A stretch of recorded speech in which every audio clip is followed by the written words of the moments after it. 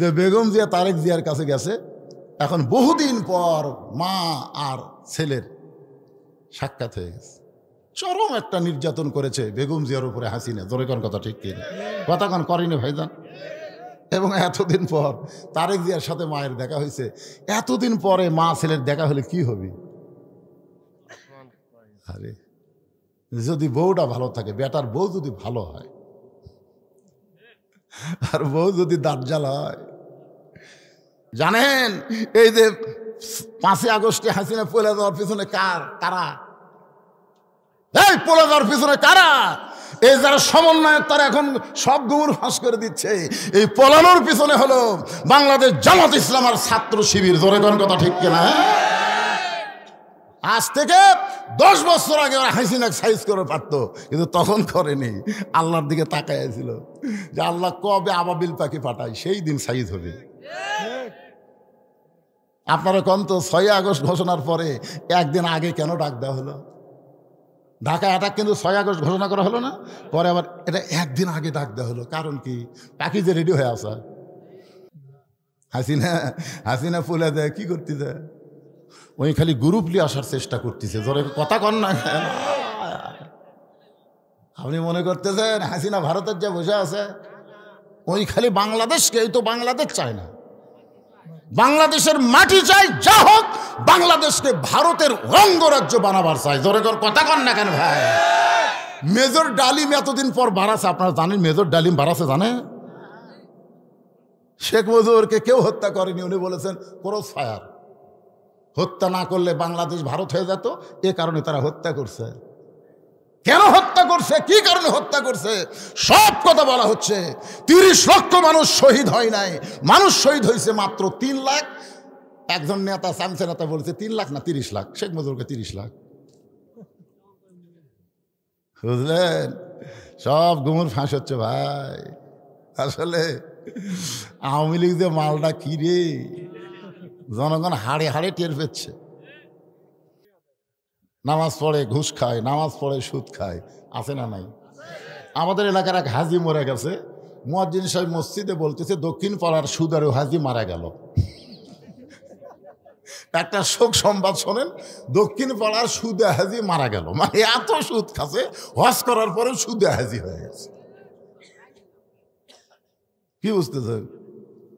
যে সুদের 1 টাকা খায়, নিজের মায়ের সঙ্গে 42 বার জিনা করার গুনাহ হয়। আল্লাহ রাসূল সুদের বড় পাপ যখন বলেছে যে সুদের বড় পাপ হলো আল্লাহর সাথে যুদ্ধ করা, এই কথা বলতে নবী কিন্তু মুখ ধরেনি। কিন্তু সুদের নিম্ন পাপ যখন বলবে, নবী নিম্ন পাপ বলতে গিয়ে মুখ ধরছেন। সাহাবীরা বলতেছে হুজুর মুখটা ধরেন কেন? বলতে আমার শরম লাগতেছে। মানে এই নিম্ন পাপটা বলতে নবীর শরম লাগতেছে। কারণ ভাবির সাথে যদি হতো, শালীর সঙ্গে যদি হতো তাহলে, কিন্তু নিজের গর্ভধারিণী মায়ের সাথে এ কথা বলতে একটা শরম লাগে না? কথা কোনো শরম লাগে কি লাগে না? আর সেই সুদ জনগণ খায়, আবার সামনে কাতারত যায়, কিছুদিন পরে আর খাড়া হবার পারে না, সিয়াল্লা বসে। জোরে কোন কথা ঠিক কিনা? হায় হায় হায়।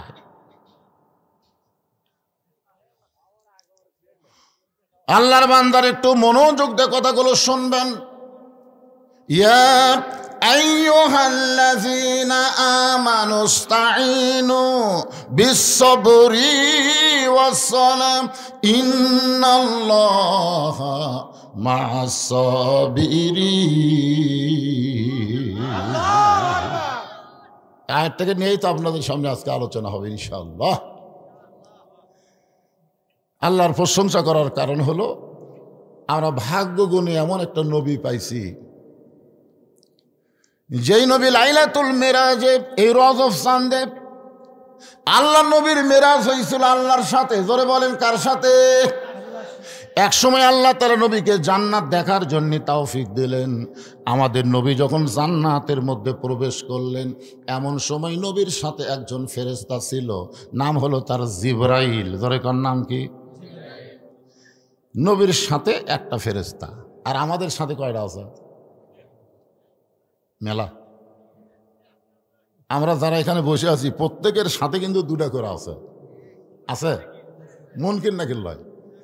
হ্যাঁ, কেরামেন কাতিবিন সাথে নিয়ে আপনি যে একলাই 10টা ভোট দিলেন, দুই কান্দে দুই ফেরেশতা বলতেছে আল্লাহ এক বাপের জন্ম হইয়া 10টা ভোট দিল। আল্লাহ বলতেছে এক বাপের জন্ম একটা ভোটে দিবে, 2টা দিলি ওর জন্ম অবৈধ হয়ে গেল। 2 ভোট, একজন যে যদি 2 ভোট দেয় ওর বাপ কয়টা? 10টা হলো কে? 2টা।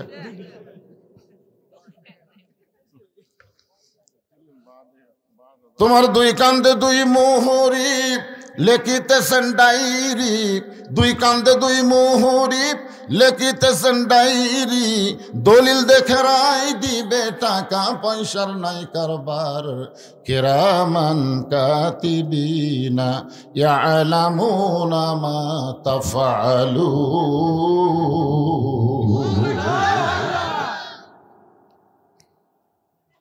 আমরা যত মানুষ এখানে বসে আছি আমাদের সাথেই 2টা করে আছে, আর সামিয়ানার উপর থেকে যে কত হাজার আছে আল্লাহ ভালো জানে।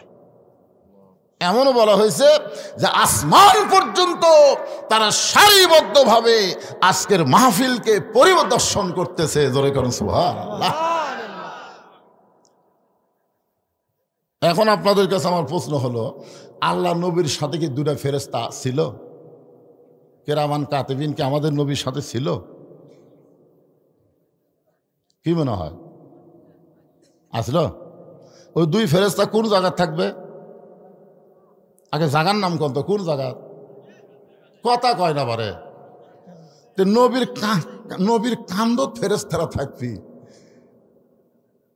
এইরকম কথা আপনার বলে ফেললেন। ফেরেশতা জিবরাইল এসে দেখে নবী ঘুম পাড়তেছে, তো বললেন আল্লাহ আপনার নবীকে আপনার আরশে নিয়ে যাওয়ার হুকুম দিলেন, কিন্তু নবী যে ঘুম পাড়তেছে আমি কি করব? তা আল্লাহ বললেন নবীকে ডাক দাও। জিবরাইল বললেন আল্লাহ কিভাবে ডাক দিব? বলে তোমার জিহ্বা বার করে নবীর পায়ের তালুতে সুরবুরি দাও, তাহলে নবী ঘুম থেকে চেতন পাবে। ফেরেশতার সর্দার জিবরাইল যদি নিজের জিহ্বা বের করে নবীর পায়ের তালুতে সুরবুরি দিয়ে ঘুম ভাঙ্গায়, সেই নবীর কান্দে চড়ার মতন যোগ্যতা কোনো ফেরেশতার নাই। ওয়ারাফা'না লাকা যিকরাক, এই আয়াতের তাফসীরটা পড়বেন। এই ধার দিয়ে কে যায় রে? কে যায় রে? মেয়ে মানুষের মতন শোনা যায় রে, মেয়ে মানুষের মতন কথা শোনা। আমার মা বোনদের জন্য বসার ব্যবস্থা করেন আপনারা? করছেন? কোন দিকে? আচ্ছা ঠিক আছে, যাক। মায়েরা যেখানেই থাকেন জবানকে কন্ট্রোল করবেন। আপনাকে জবানও পরপুরুষের জন্য পর্দা, ঠিক কিনা কন? হ্যাঁ। তাহলে কি বুঝলেন? নবীর কান্দে 2 ফেরেশতা।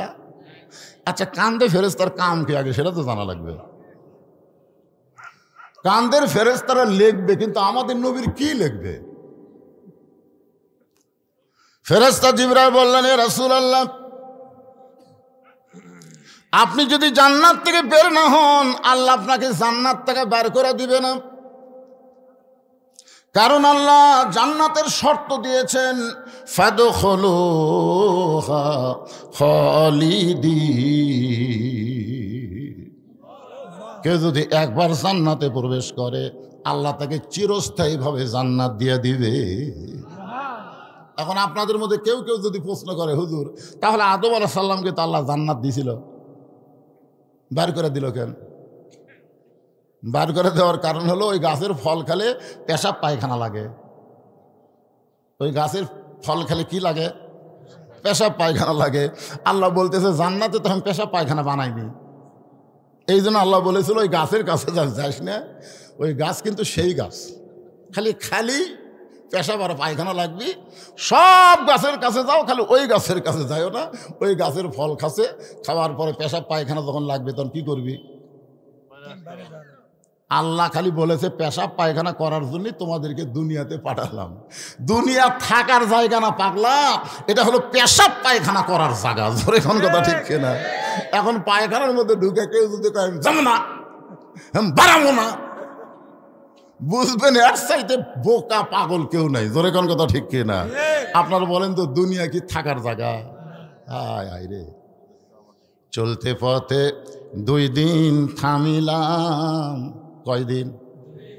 যাবার কালে একজন আরো দেখা না পাইলাম, ও আমার সাদের মালা যায় রে ছিঁড়ে, রইব না আর বেশি দিন তোদের মাঝারে। আল্লাহ তাআলা বলেছেন পবিত্র কোরআনে, ফাদখুলি ফি ইবাদি ওয়াদখুলি জান্নাতি। কেউ যদি আল্লাহর ইবাদত করে ও যেন তখনই জান্নাতে প্রবেশ করে। জোরে কোন সুবহানাল্লাহ। তাহলে জান্নাতে আদম আলাইহিস সালাম কি ইবাদত করার আগে আল্লাহ রাখছিল না পরে? ইবাদত করার আগে একটা ইবাদত দিয়েছিল, গাছের কাছে যাইও না, সেটাই করবার পারেনি। একটু মনোযোগ দিয়ে শুনবেন। জিবরাইল বললেন, নবী গো, আপনি খামাখা দুনিয়াতে গিয়া কি করবেন? সুযোগ যখন পাইছেন জান্নাতে প্রবেশ করার, আপনি জান্নাত থেকে বের না হলে আল্লাহ আপনাকে জোর করে বের করে দিবার পারবে। কারণ আল্লাহর কথার সাথে কাজের কথা কয় না, আল্লাহর কথার সাথে কাজের মিল নাই।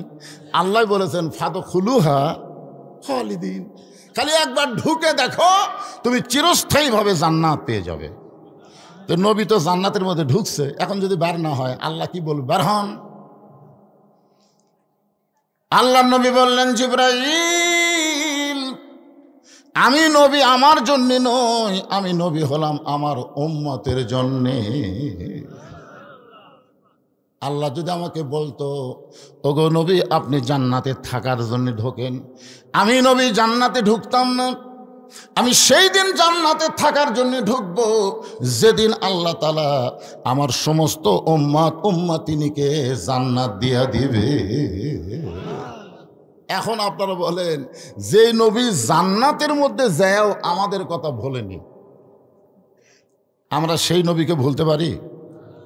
বলতে পারি? সেই নবী কি খালি নবী? এই তো দোষ পড়লেন, আল্লাহুম্মা সাল্লি আলা সাইয়্যিদিনা মুহাম্মদ। আমাদের নবী শুধু আমাদের নবী না, আমাদের নবী হলো আমাদের নেতা। তাহলে যেই নেতা ভয়ে সব কর্মী পলে যায়, আর কর্মী না খেলে আপা আপা করে।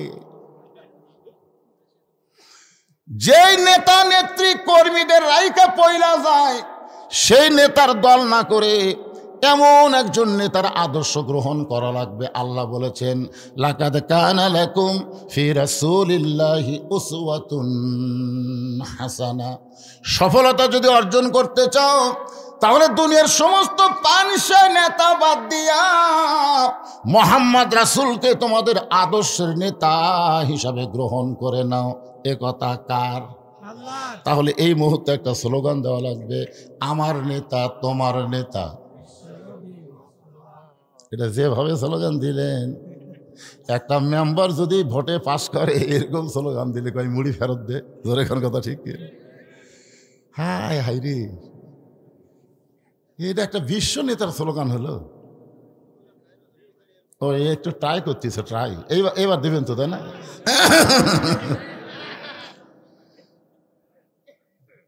যেই বলো আমার নেতা তোমার নেতাকে জবান খুলে যার যেরকম সাউন্ড আছে সাটিয়া দিবেন, আমার নেতা তোমার নেতা। মাশাআল্লাহ। অনেকে মনে করতে যে হুজুর কি একলাই ফ্যাট ফ্যাট করতেছে নাকি, এরকম মাঝে মাঝে স্লোগান দিলে কবে না রে হুজুর একলা না রে, সামনে জনগণ আছে। জনগণ আছে না? না, আলহামদুলিল্লাহ। আমরা আল্লাহর প্রশংসা করব। এই কারণেই বেশি বেশি আল্লাহ আমাদেরকে এমন একটা কিতাব দিলেন, যেই কিতাবের মধ্যে কোনো সন্দেহ, জালিকাল কিতাবুল লা রাইবা ফি হুদাল লিল মুত্তাকিন, যেই কিতাবের মধ্যে কোনো ধোঁকা, যেই কিতাবের মধ্যে কোনো গোজামিল। এখন আপনাদের কাছে জানতে চাচ্ছি, বর্তমান বাংলাদেশ যে আইনে চলতেছে, সে আইনের মধ্যে ধোঁকা, গোজামিল, সন্দেহ। যে সংবিধান দিয়ে বর্তমান বাংলাদেশ চলতেছে, এই সংবিধানের মধ্যে ধোঁকা, গোজামিল, সন্দেহ আপনারা স্বীকার করলেন। তাহলে যে সংবিধানের মধ্যে গোজামিল আছে, ধোঁকা আছে, তারপরে সন্দেহ আছে, যে আইনের মধ্যে গোজামিল আছে, ধোঁকা আছে, সন্দেহ আছে, সেইগুলোকে পায়ের তলে দাফন করে আল্লাহর কোরআনকে বাংলার জমিনে প্রতিষ্ঠা করা লাগবে। ধরে কোন কথা ঠিক না? কারণ যার মধ্যে কি নাই, যার মধ্যে কি নাই, ধোঁকা নাই, যার মধ্যে গোজামিল, সেই কোরআনকে সামনে থুয়ে হায় হায় রে কি আমরা চলতেছি, আর বলে আমরা মুসলমান হয়ে মরবো, এতই সোজা। আল্লাহ ডাক দিয়ে বললেন, ইয়া আইয়ুহাল্লাযীনা আমানু, যারা আমাকে বিশ্বাস স্থাপন করেছো, তোমরা যদি আমি আল্লাহর কাছে কিছু পাবার চাও, আস্তাইনু, যদি আমার কাছে কিছু পাবার চাও, বিসসবরি ওয়াসসালাহ, আমি আল্লাহর কাছে পাইতে গেলে তোমাদের মাধ্যম লাগবে দুইটা। জোরে বলেন কয়টা? একটা হলো ধৈর্য, আর একটা হলো সালাত, মানে আমরা যাকে বলি নামাজ। আপনারা বলেন তো নামাজের সাথে আল্লাহ ধৈর্যের কথা কেন বললেন? আপনারা নিজেরাই চিন্তা করে দেখেন, আপনারা কিন্তু কোনো জায়গার যায় ঘড়ি দেখেন না, কিন্তু মসজিদের মধ্যে ঢুকলেই বারবার ঘড়ি দেখেন। জোরে কোন কথা ঠিক কিনা? এই সত্যি কথাটা বলা লাগবে যে 5 মিনিট পরে কিন্তু আপনার আসরের জামাত হবে। এটা কিন্তু আপনারা জানেন যে 4:15টায় আসরের জামাত হবে, আর আপনারা মুয়াজ্জিনকে রাখছেন ওই কারণে টাইম মতো আকামত দেওয়া লাগবে। জোরে কোন কথা ঠিক কিনা? এটা আপনারা জানেন।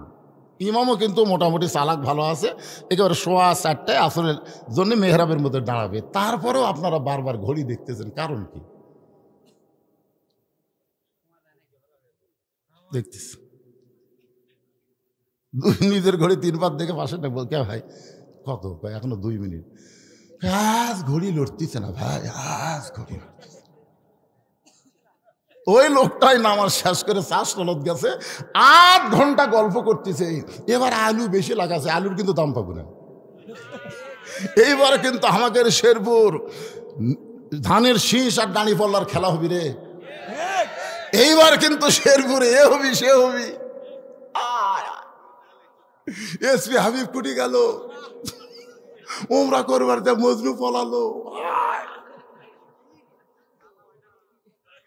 চিন্তা করতেছেন, এই 8 ঘন্টা ধরে গল্প করতেছেন, একটা বারও আপনার ঘড়ি দেখেন না, একটা বার ঘড়ি দেখেন তো মসজিদের মধ্যে ঢুকলে এত ঘড়ি দেখেন। এই জন্য তো আল্লাহ বলতেছেন বিসসবরি ওয়াসসালাহ। আল্লাহ তাআলা বলতেছেন ইন্নাল্লাহা মা'আস সাবিরিন, নিশ্চয় আমি আল্লাহ ধৈর্যশীলদের সাথে আছি। যারা ধৈর্যশীল তাদের সাথে আছে কে? একটু মনোযোগ দিয়ে শুনবেন। আল্লাহ হজ নবীকে দুনিয়াতে দিলেন, যাকাত আল্লাহ নবীকে দুনিয়াতে দিলেন, রমজান মাসে রোজা আল্লাহ নবীকে দুনিয়াতে দিলেন, কিন্তু আমরা যে 5 ওয়াক্ত নামাজ পড়ি, এই নামাজটা কিন্তু আল্লাহ নবীকে দুনিয়াতে দিলেন না, আল্লাহর আরশে নিয়ে গিয়ে নবীকে 5 ওয়াক্ত নামাজ দিলে। এই 5 ওয়াক্ত নামাজ নবী পাইলেন, পাওয়ার পর যখন দুনিয়াতে আসলেন, সুবহে সাদিকের সময় আল্লাহ নবী হেরেমের মধ্যে ফজরের 2 রাকাত ফরজ নামাজ আদায় করলেন। নামাজটা আদায় করার পরে নবী যখন হেরেম থেকে বের হচ্ছেন, সর্বপ্রথম যার সঙ্গে নবীর দেখা হলো মেরাজের পরে, সর্বপ্রথম যার সঙ্গে দেখা হলো তার নাম হলো আবু জেহেল। নামটা কি? আসলে কি আবু জেহেল নাম? আবুল হাকাম না, ওর নাম হলো উমর ইবনুল হিসাম। হ্যাঁ, নামটা খেয়াল করবেন। নবী সবসময় 2টা উমরের হেদায়েত কামনা করত, একটা হলো উমর ইবনুল খাত্তাব আর একটা হলো উমর ইবনুল হিসাম। তো সেই যুগের মানুষ তাকে জ্ঞানী বেশি হওয়ার কারণে আবুল হাকাম বলে ডাকতো। আবুল হাকাম মানে জ্ঞানের বাপ। কিন্তু পরে নবী নাম দিলেন আবু জেহেল, মানে মূর্খের বাপ। আপনারা বলেন তো বাংলাদেশে অনেক জ্ঞানী আছে, তার মধ্যে একটা হলো নিজুম মজুমদার। ধরে কোন শালা কি মজুমদার? আমাদের বাংলাদেশে বহু শিক্ষিত মানুষ আবু জেহেল। আমি নাম ধরবো না, কিন্তু ইশারা ইঙ্গিতে বলবো, দেখে বুঝতে পারবেন আপনারা। সর্বপ্রথম আবু জেহেলের সঙ্গে নবীর দেখা হলো। আবু জেহেল নবীর চেহারার দিকে শুধু তাকায় আছে, তাকায় আছে, তাকায় আছে, চোখ ফিরায় না। আল্লাহ নবী বললেন, চাচা আপনি আমার দিকে তাকায় আছেন, আপনি যে চোখ ফিরান না কারণ কি? আবু জেহেল বলতে, সন্ধ্যার সময় তোমাকে দেখলাম তুমি সুন্দর, কিন্তু সকালবেলা দেখতেছি তুমি অতীব সুন্দর, এত সুন্দর তোমার চেহারা, আমি চোখ নিচের দিকে নামাবার পারতেছি না। চাঁদ সূরজ গ্রহ তারা তারি নূরেরই সারা, নইলে যে অন্ধকারে ডুবিত এই ধরনী। সবাই বলেন নবী মোর পরশমণি, নবী মোর সোনার খনি, নবী নাম ভাবে যে জন সেই তো দোজাহানের ধনী। আল্লাহ নবী বললেন, চাচা সন্ধ্যার সময় আপনি আমাকে দেখেছেন আর সকালবেলা দেখেছেন, এর মধ্যে একটা ঘটনা ঘটে গেছে। আবু জেহেল বলে, বাজান কি ঘটনা? বলে, ঘটনা হলো আজকে গভীর রাত্রে আমি ঘুমিয়েছিলাম কাবার পাশে, ফেরেশতা জিবরাইল আমাকে ঘুম থেকে চেতন করে জমজমের কূপের পানি দিয়ে ওযু করানোর পরে বোরাকের পিঠে করে বাইতুল মুকাদ্দাসের ভিতরে আমি 2 রাকাত নামাজ পড়ালাম। সেখান থেকে 7 আসমান পাড়ি দিয়া আল্লাহর আরশে পৌঁছে গেলাম। আল্লাহর সঙ্গে আমার দেখা হলো। আল্লাহ তাআলা আমাকে 5 ওয়াক্ত নামাজ দিল। এই 5 ওয়াক্ত নামাজ নিয়ে আমি আবার রাতারাতি দুনিয়াতে ফেরত আসলাম। সকালবেলায় ফজরের নামাজ পড়ার পরে আপনার সঙ্গে আমার দেখা হলো। এই যে আল্লাহর সঙ্গে আমার মিরাজ হওয়ার কারণে আমার চেহারার ভিতর দিয়ে আল্লাহ হয়তো নূর প্রকাশ করে দিয়েছে। কার সাথে দেখা? আবু জেহেলের সাথে। আপনারা সুবহানাল্লাহ বলছেন, কিন্তু আবু জেহেল সুবহানাল্লাহ কয়নি। কি জন্য হলো না?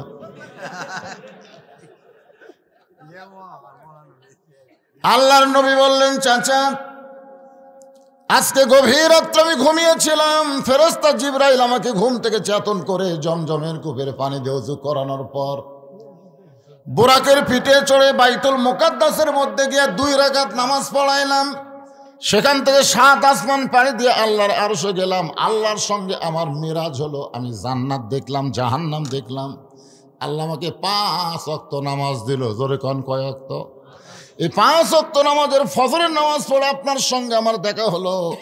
আমার মনে হয় আল্লাহর সঙ্গে মিরাজ করার কারণে আমার চেহারায় একটা নূর আলো প্রকাশ পাচ্ছে। এই কারণেই সন্ধ্যাবেলায় আমায় যেমন দেখছেন, সকালবেলা তার চাইতে বেশি সুন্দর দেখতে পাচ্ছেন। আপনারা সুবহানাল্লাহ কছেন, আবু জেহেল সুবহানাল্লাহ কবে?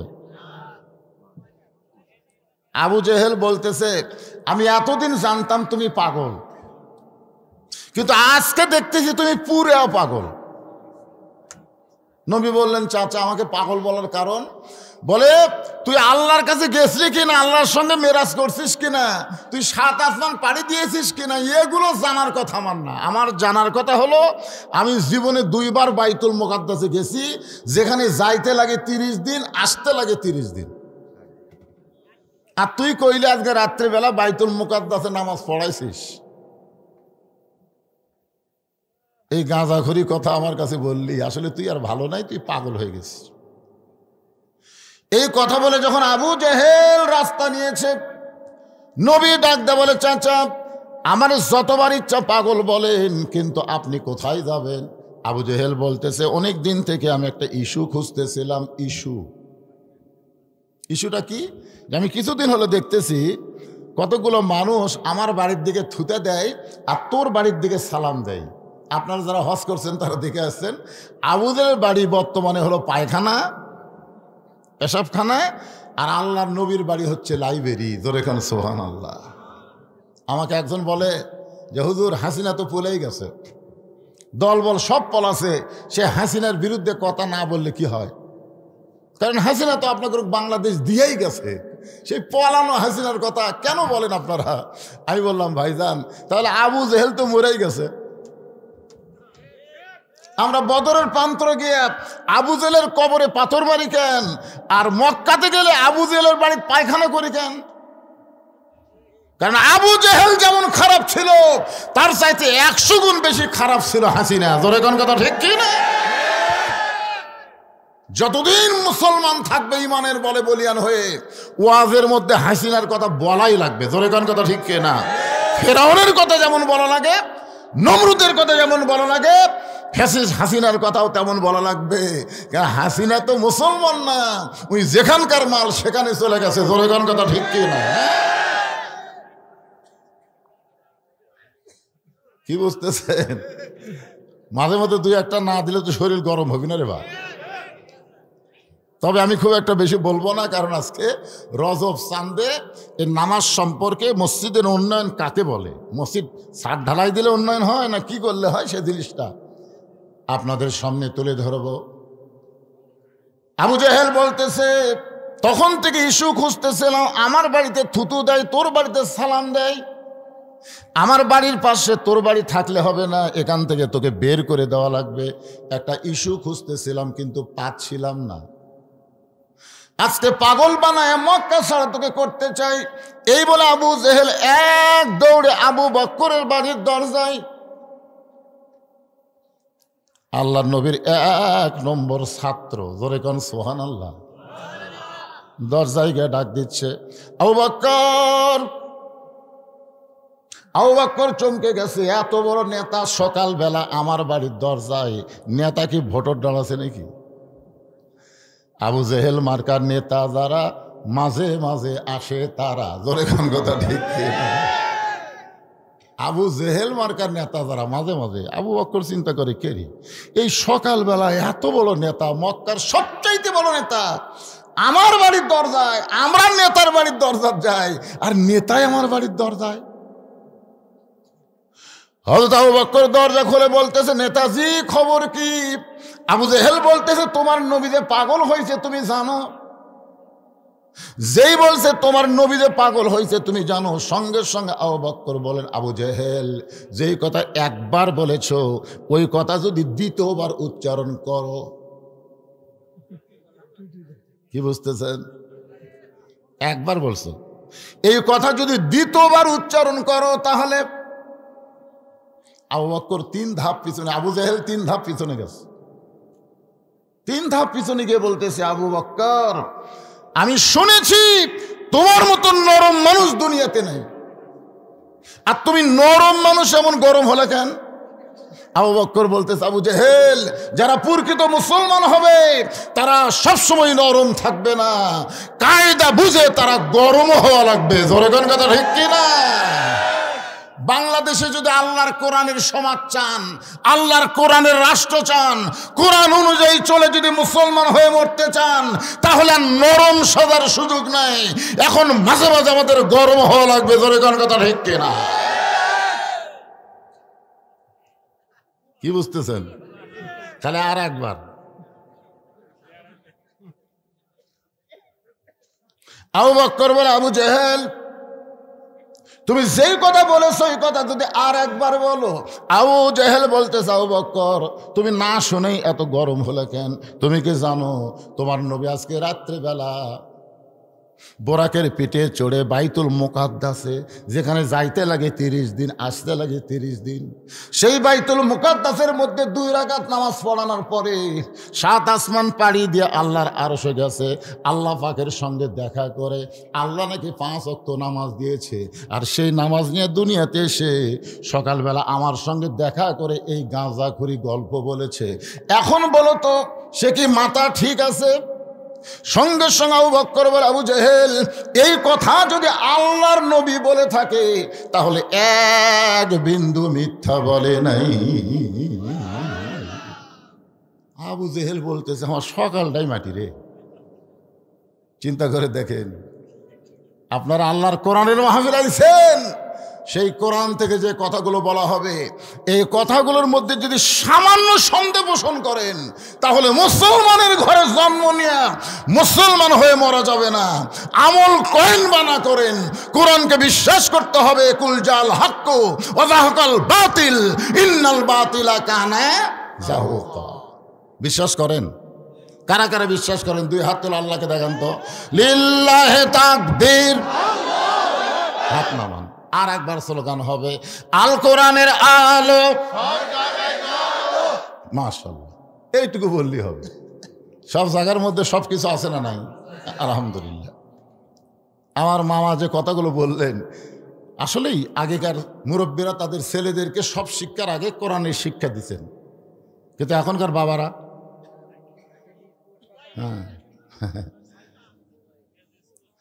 আবু বকর এক দৌড়ে আসছে নবীর কাছে।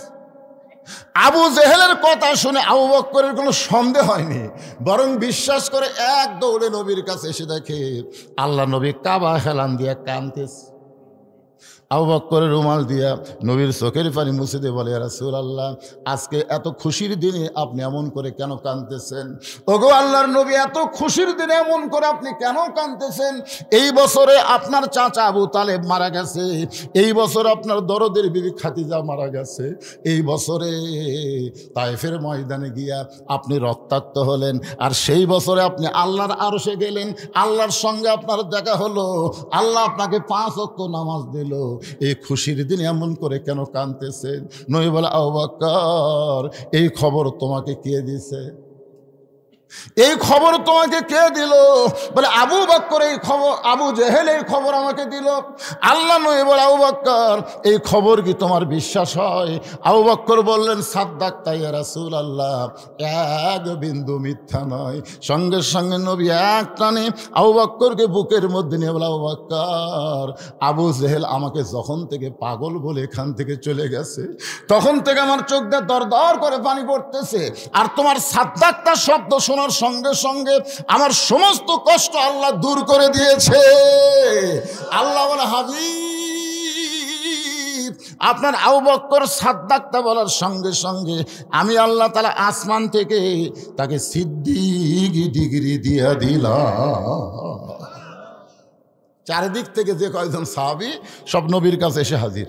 ওগো আল্লাহর নবী, আমরা শুনতে পাইলাম আল্লাহ নাকি আপনাকে 5 ওয়াক্ত নামাজ দিছে, আপনি নাকি আল্লাহর আরশে গেছিলেন, আল্লাহর সঙ্গে আপনার মেরাজ হয়েছে, আপনি জান্নাত জাহান্নাম দেখছেন, আপনি বাইতুল মুকাদ্দাসের মধ্যে 2 রাকাত নামাজ পড়াইছেন। আল্লাহ রাসূল বলে, তোমাদের মনের খবর কি? বলে, আমরা সবাই বিশ্বাস করেছি। জোরে করে সুবহানাল্লাহ। হুজুর, আপনি একটু বলেন তো, আল্লাহর সাথে আপনার কেমনে সাক্ষাৎ হলো? মানে সাক্ষাৎ তো হয়েছে, বিশ্বাস করি, কিন্তু সাইজটা কীরকম? তো রাসূল এভাবে হাত দেখালেন, আমার দিকে তাকান, এভাবে তীর ধনুক আপনারা দেখেন না, ধনুক, এই ধনুকের মতো এক পাশে লা ইলাহা ইল্লাল্লাহ, আর এক পাশে আমি মুহাম্মাদুর রাসূলুল্লাহ। ওমর ফারুক বললেন, ইয়া রাসূলুল্লাহ, এই নামাজ পড়লে কি হবে? যে নামাজ আল্লাহ আপনাকে দিল, এই নামাজ পড়লে আমাদের হবেটা কি? আল্লাহ তাআলা বললেন, ইন্নাস সালাতা তানহা আনিল ফাহশাই ওয়াল মুনকার, একমাত্র নামাজই পারবে মানুষকে যাবতীয় খারাপি থেকে বাঁচায় দিতে। আমি সংক্ষেপে এটা একটু বন্ধ করে দিয়ে একটা কথা বলতেছি। এই যে বছর রাসূল মেরাজ করেছিলেন, এটা হলো নবুয়তের 10ম বছর। যখন কত বছর? এরপরেও কিন্তু নবী 3 বছর মক্কা ছিলেন, কিন্তু নামাজ কায়েম করতে পারেন নাই। আল্লাহ যেখানেই নামাজের কথা বলেছেন, কোরআনের প্রথমেই দেখেন আল্লাহ বলতেছেন, জালিকাল কিতাবু লা রাইবা ফি হুদাল লিল মুত্তাকিন আল্লাযীনা ইউমিনুনা বিল গায়বি ওয়া ইউকিমুনাস সালাহ। কি বুঝতেছেন? ওয়া ইউকিমুনাস সালাহ, কোরআনের এখান থেকে শুরু সর্বমোট 82 জায়গা। জোরে কোন কয় জায়গা? এ কথা বলা লাগবে। 82 জায়গায় আল্লাহ নামাজ কায়েমের কথা বলেছে। এক জায়গাও আল্লাহ বলেনি যে নামাজ পড়ো, একটা জায়গাতেও আল্লাহ বলেনি নামাজ পড়ো। কিন্তু নামাজ পাওয়ার পরে কায়েমের আয়াত নবীর উপর নাজিল হচ্ছে, কিন্তু আল্লাহ নবী নামাজ কায়েম করবার পারতেছে না। 3 বছর নবী নামাজ পাওয়ার পরে গোপনে গোপনে নামাজ পড়িছেন, নামাজ কায়েম করতে পারেননি। নবী বললেন, আল্লাহ আপনি সবসময় খালি বলেন আকিমুস সালাত, নামাজ কায়েম করো, কিন্তু আমরা তো কায়েম করে পারতেছি না। আল্লাহ বললেন, হাবিব আপনি মক্কাতে আসলেই নামাজ কায়েম করতে পারবেন না, কারণ মক্কাতে আপনি হলেন ইমাম আর আবু জেহেল হলো নেতা। মক্কাতে আবু জেহেল কি? আমাদের বাংলাদেশে যারা নেতা তারা হলো আবু জেহেলের মতন। জোরে কোন কার মতন? কথা বলা লাগে ভাই জান। আবু জেহেলের মতন নেতা, আর মসজিদের ইমাম হলো আল ওলামা ওয়ারাসাতুল আম্বিয়া, নবীদের ওয়ারিস আলেমেরা। এই যে এক আলেম বসে আছে মসজিদের ইমাম। মসজিদের মেম্বরত বসে যে খুতবা দিবি, খুতবা দেওয়ার আগে তো কিছু বাংলা কথা বলা লাগবে, তাছাড়া আরবি তো আপনার বুঝবেন না। কারণ খুতবার মধ্যে সুদের বিরুদ্ধে ওয়াজ আছে, ঘুষের বিরুদ্ধে ওয়াজ আছে, বেপর্দার বিরুদ্ধে ওয়াজ আছে। ইমাম সাহেব আগে চারিদিকে তাকায়, কি করি রে, আমার কেশিয়ারই সুদ খায়, সভাপতি সাহেব বড় চাকরি করে ঘুষ খায়, একটা মুসল্লির বইয়ের পর্দা নেই। এখন খুতবার বাংলা বলবার গেলেই কেশিয়ার সভাপতি সমস্ত মুসল্লি বাদ দেবে, এই নেতাক বাদ দে, ইমাম বাদ দে, এটা চলবে না, এটা হামাকের বিরুদ্ধে ওয়াজ করে। আল্লাহর নবী ছিলেন ইমাম আর আবু জেহেল ছিল নেতা, যার কারণে মক্কায় 3 বছর নামাজ গোপনে হয়েছে, প্রকাশ্যে নামাজ কায়েম হয়নি।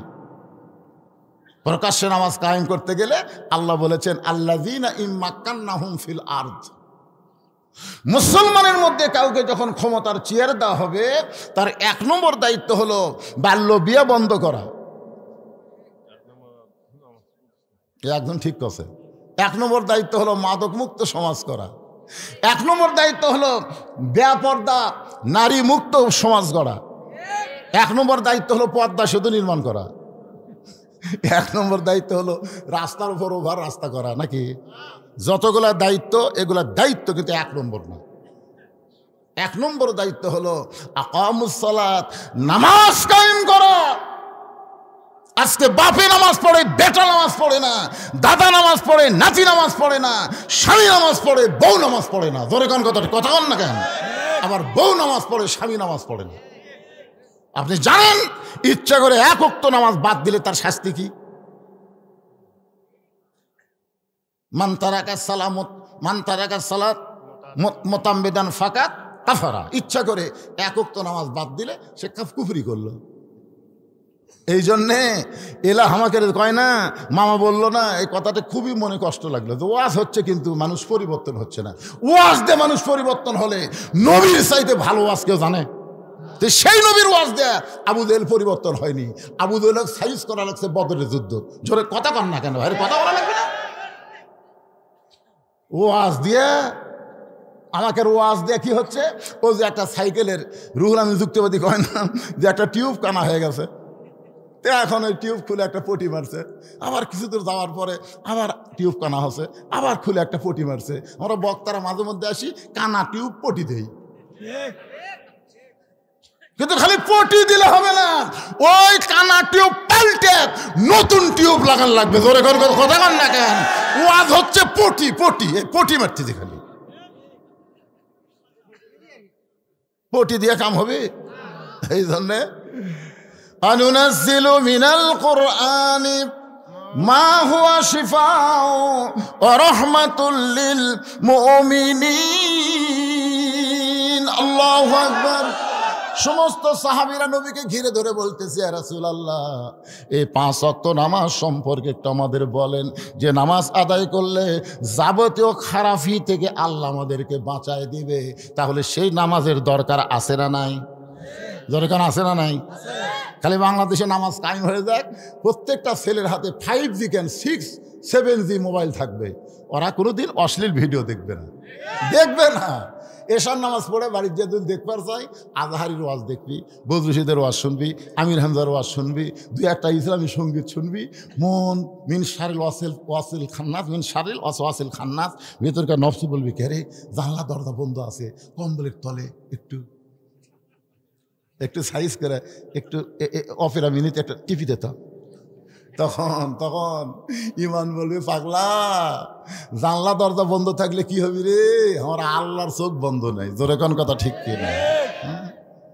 যারা নামাজ পড়ে তারা বিশ্বাস করবে কেউ না দেখলেও কে দেখতেছে। এই নামাজটা যখন কায়েম হবে তখন এই বিশ্বাস আসবে। একটু মনোযোগ। আল্লাহ নবী বললেন, সাহাবীরা রে, সর্বসাকুল্য আল্লাহ তাআলা আমাকে 5 ওয়াক্ত নামাজ দিয়েছে। ফজরের ফরজ হলো 2 রাকাত। আমার কথার দিকে খেয়াল করবেন, ফজরের ফরজ হলো কয় রাকাত? ফজরের ফরজ হলো 2 রাকাত।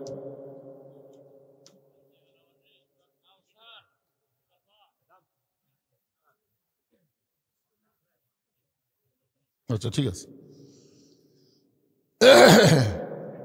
কে যেন লেখা দিছে যে বেগম জিয়া তারেক জিয়ার কাছে গেছে, এখন বহুদিন পর মা আর ছেলের সাক্ষাৎ হয়ে গেছে। চরম একটা নির্যাতন করেছে বেগম জিয়ার উপরে হাসিনা। জোরে কোন কথা ঠিক কিনা? কথা কোন করেনি ভাইজান?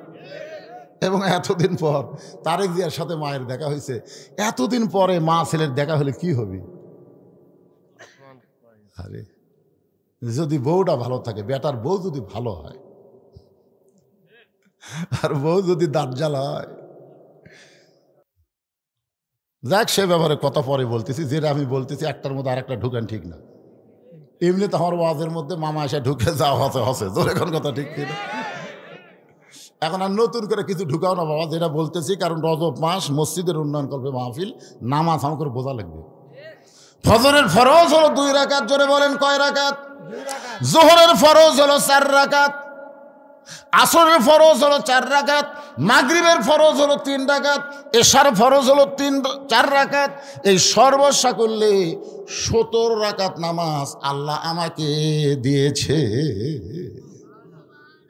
ফজরের আজান দেওয়ার 8 ঘন্টা পরে জামাত হবে, জোহরের আজান দেওয়ার 15 মিনিট পরে জামাত হবে, আসরে আজান দেওয়ার 15 মিনিট পরে জামাত হবে, এশার আজান দেওয়ার 15 মিনিট পরে জামাত হবে।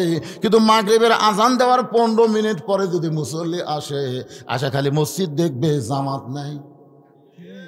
আপনার বলতো কারণ কি? 4 ওয়াক্ত নামাজের আজান দেওয়ার 8 ঘন্টা 15 মিনিট পরে এসে আমরা জামাত পড়ি, আর মাগরিবের আজান দিয়াই জামাত। কারণ কি? না জানলে কি সময় কমবে?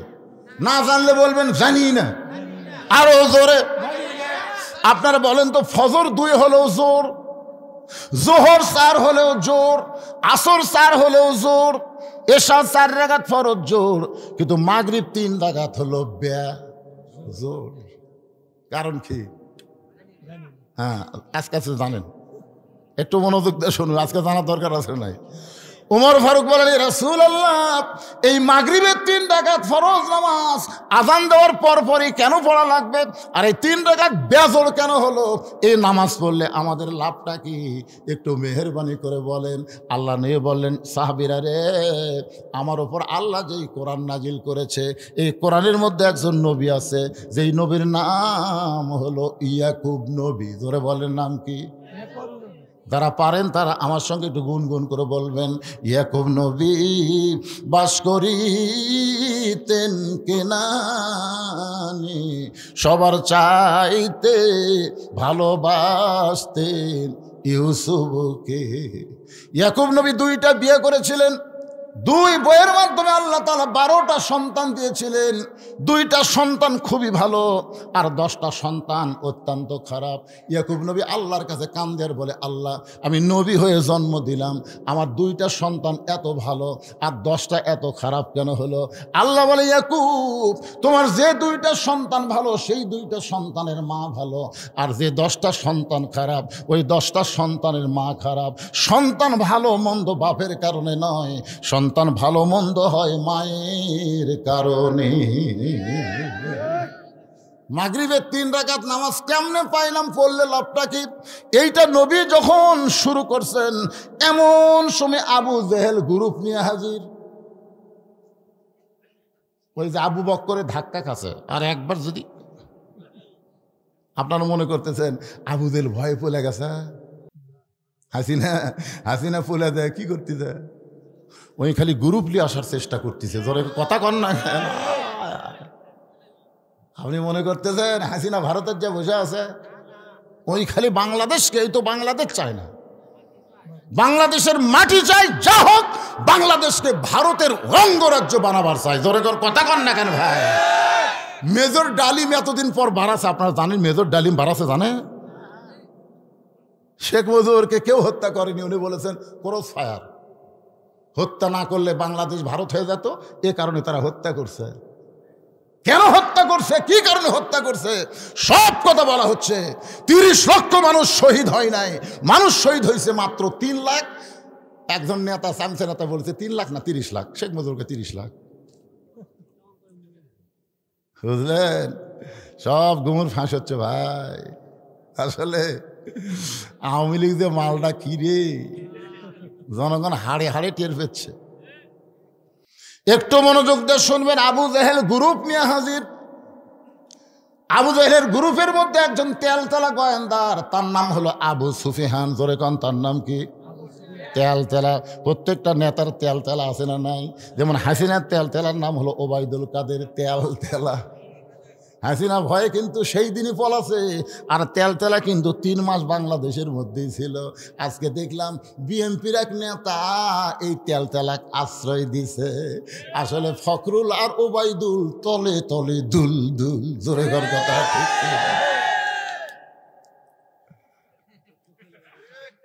কি বুঝতেছেন? তেলতেলা বোঝেন? আয় হায় রে, মাজা ভাঙ্গা উঠতে পারে না, 3 জন ধরে তুলে দেয়, আর মাইক সামনে পাই কই খেলা হবে রে। খেলবার গেলে মাজাত বল থাকা লাগবে রে। তেলতেলা, এই আবু জাহেলের তেলতেলার নাম হলো আবু সুফিয়ান। জোরে বলেন নাম কি? আবু সুফিয়ান চিল্লায় বলতেছে, ও মুসলমানের নবী, তুমি যাই বলো মুসলমান বিশ্বাস করে, কিন্তু আমরা বিশ্বাস করি না। তুমি যাই বলো মুসলমান বিশ্বাস করে, কিন্তু আমরা বিশ্বাস করি না। এমন সময় হযরত ওমর ডেনে গেছে। আপনারা বলেন তো, আবু জাহেল আবু বকরের দরজাত না যায় যদি ওমরের দরজাত যাইতো? আবু বকর খালি এইরকম করছে, উমর কি এইরকম করতো নাকি? এটাতে হযরত উমর এটা আছে, এই তেলতেলা তো আর জানে না। উমর লাভ ধরে বলতেছে, কাফের শয়তানেরা, আল্লাহর নবী আমাদেরকে 5 ওয়াক্ত নামাজের মধ্যে মাগরিবের নামাজ নিয়ে আলোচনা করতেছে, এখানে তোদেরকে ডাকছে কে? এই শয়তানেরা। যেই কসে নবী যদি খালি বলতো, ওমর ওই আমার সকালবেলা পাগলা হয়ে গেছে, আবুদের সকালে পাগলা কষে আবার গ্রুপ লিয়াচ্ছে ধর। আপনারা বলেন তো, আলী আর উমর যদি 2 জন দৌড়ে আসা ধরে, একটাও বাঁচবি? কথা কর না কেন বাঁচবি? এমনি তোমর ফারুক যে রাগ করে খাড়া হচ্ছে, নবী উস্কা না দিয়ে নবী বললেন, এজলেস এজলেস ইয়া ওমর, ওমর বস। এখান থেকে বোঝা গেল বাংলাদেশের ইসলামী দল করে, কোরআনের দল করে, তারা কোনো অন্যায় উস্কায় দেয় না। যদি দিত, 6 আগস্টে কোরআনের দলের কোনো কর্মী বাংলাদেশের কোনো দোকান, কোনো বাড়ি কুচি লুট করে নাই। জোরে কোন কথা ঠিক না? যত দোকানপাট যা পুড়ে দিছে, লুট করছে, এলা কোন দল? নাম কওয়া লাগবে না, খালি ইশারা বাসত। আপনি দেখান তো যে হুজুর আপনাদের দলের একজন কর্মী আমার দোকানের তো মাল লেগেছে, বলেন বলেন। কারণ যারা রাসূলের দল করে, যারা কোরআনের দল করে, তারা নবীর সুন্নতকে অনুসরণ করে। জোরে কর কথা ঠিক কিনা? রাসূল যদি বলতো ওমর ধর, একটাও বাঁচত না। জানেন এই যে 5 আগস্টে হাসিনা পলে যাওয়ার পিছনে কারা? এই পলে যাওয়ার পিছনে কারা? এই যারা সমন্বয়ক, তারা এখন সব গুমর ফাঁস করে দিচ্ছে। এই পলানোর পিছনে হলো বাংলাদেশ জামাত ইসলাম আর ছাত্র শিবির। জোরে কোন কথা ঠিক কিনা? আজ থেকে 10 বছর আগে ওরা হাসিনাকে সাইজ করে পারতো, কিন্তু তখন করেনি। আল্লাহর দিকে তাকাইছিল যে আল্লাহ কবে আবাবিল পাখি পাঠায়, সেই দিন সাইজ হবে। আপনারা কোন তো 6 আগস্ট ঘোষণার পরে একদিন আগে কেন ডাক দেওয়া হলো? ঢাকা অ্যাটাক কিন্তু 6 আগস্ট ঘোষণা করা হলো না, পরে আবার এটা একদিন আগে ডাক দেওয়া হলো। কারণ কি? পাখি যে রেডি হয়ে আসা। একটু মনোযোগ দিয়ে শুনবেন, শুধু মুখের ঠিক বললে হবে না। আজকে আল্লাহর কোরআন দিয়ে আপনাদের বাস্তব দেখাবার চাই, দেখবেন না ভাইজান? সব আমরা দেখব। আমাদের কোনো ক্ষমতা নাই। যখন মক্কা বিজয় হয়ে গেল, 10,000 সাহাবী, একটা সাহাবীর অস্ত্র লাগলো না। আল্লাহ কোরআনে সূরা নসর নাজিল করে বলে দিলেন, ইজা জা আনাসরুল্লাহি ওয়াল ফাতহ ওয়া রাআইতান নাসা ইয়াদখুলুনা ফি দীনিল্লাহি আফওয়াজা ফাসাব্বিহ বিহামদি রাব্বিকা ওয়াস্তাগফির ইন্নাহু কানা তাওয়াবা। আমার এলাকার যে কয়টা হিন্দু আছে, আমার এলাকার যে কয়টা হিন্দু, সব কয়টা হিন্দু আমার মাদ্রাসা যাচ্ছে, সব হিন্দু আছে। মুসলমানরা আসার আগে হিন্দু যাচ্ছে। ভাই আপনারা কেন? হুজুর আমরা আপনার দল করব। সূরা নসর পড়ে দেখেন, পড়ে দেখেন। আগামীতে কোরআনের দলে আপনারা মুনাফিকি করলেও হিন্দুরা মুনাফিকি করবি না, ওরা জায়গা মতো সিল মারবি। জোরে কোন কথা ঠিক কেনা?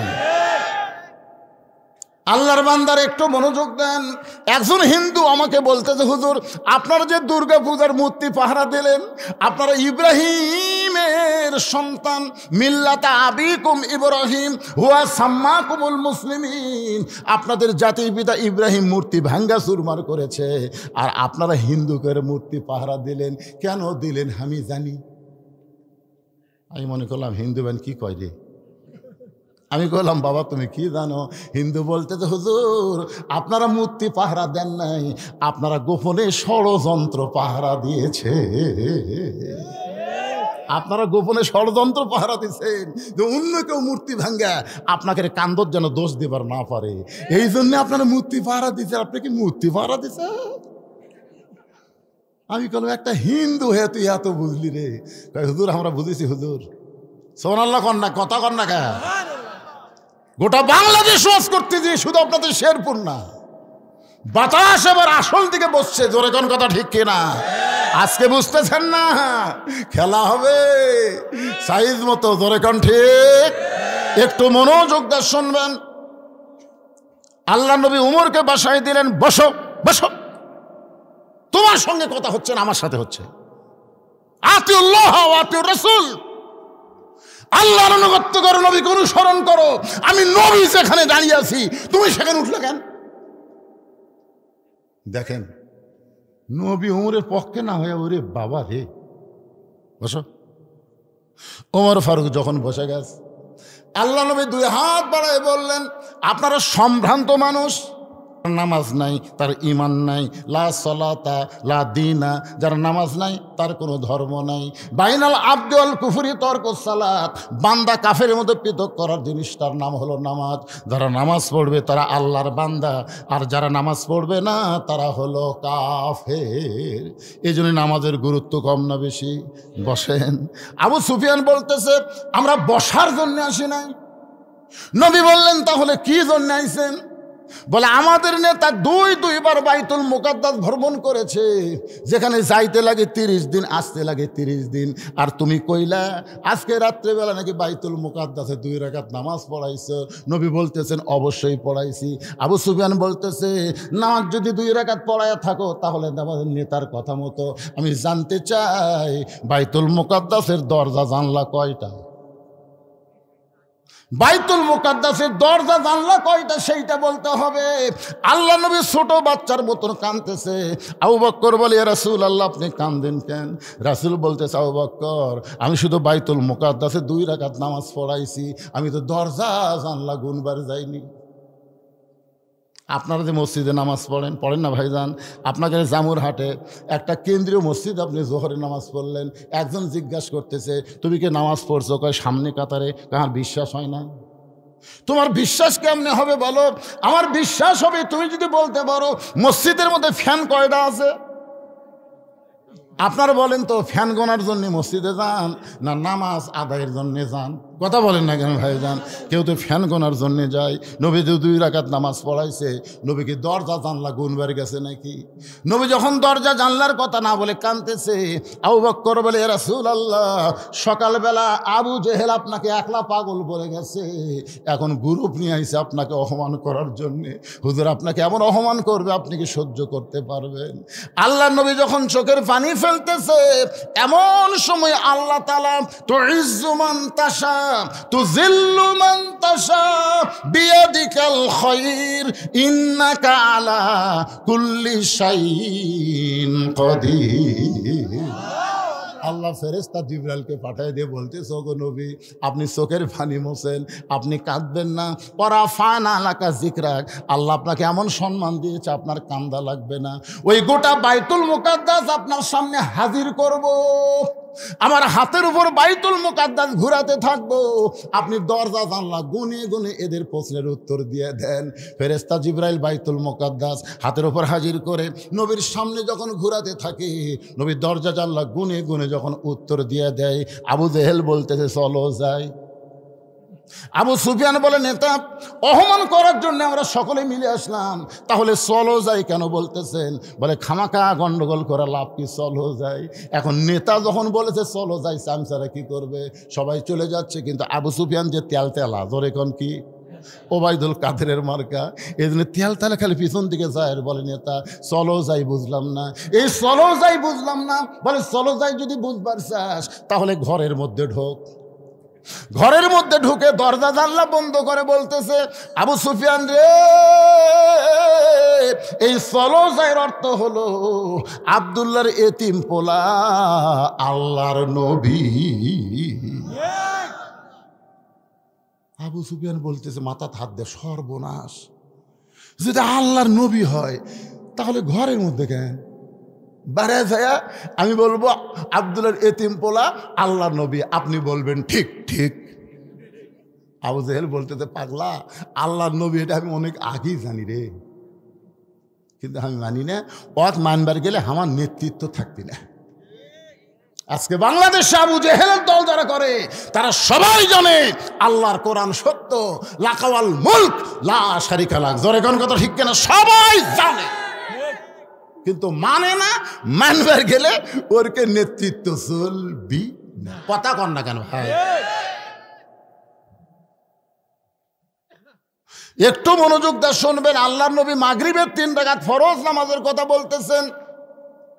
2টা সন্তান এত ভালো ওদের মা ভালো, আর 10টা সন্তান এত খারাপ ওদের মা খারাপ। তাহলে আমরা যদি ভালো সন্তান চাই, ভালো কিসের দরকার? আরো জোরে কন। এতে কতগুলো ছেলে বাইরে ঘুরতেছে, ওরা কিন্তু ধান্দাত আছে, পোলা কখন দিবি ওটা মিস করা যাবি না, আছে না নাই? ওই যে বাহিরের সন্তানগুলো ঘুরতেছে, সন্তানের কোনো দোষ নাই। উনি যখন মায়ের পেটে আসছিল, মা পেটত লে গোটা পাড়া ঘুরিছে, ওই পেটের মধ্যেই ঘোরণে পারবে ভাই জান। হ্যাঁ, আজকে সন্তান, অনেক সন্তান নামাজ পড়ে না, অনেক সন্তান পড়ে। কারণ কি?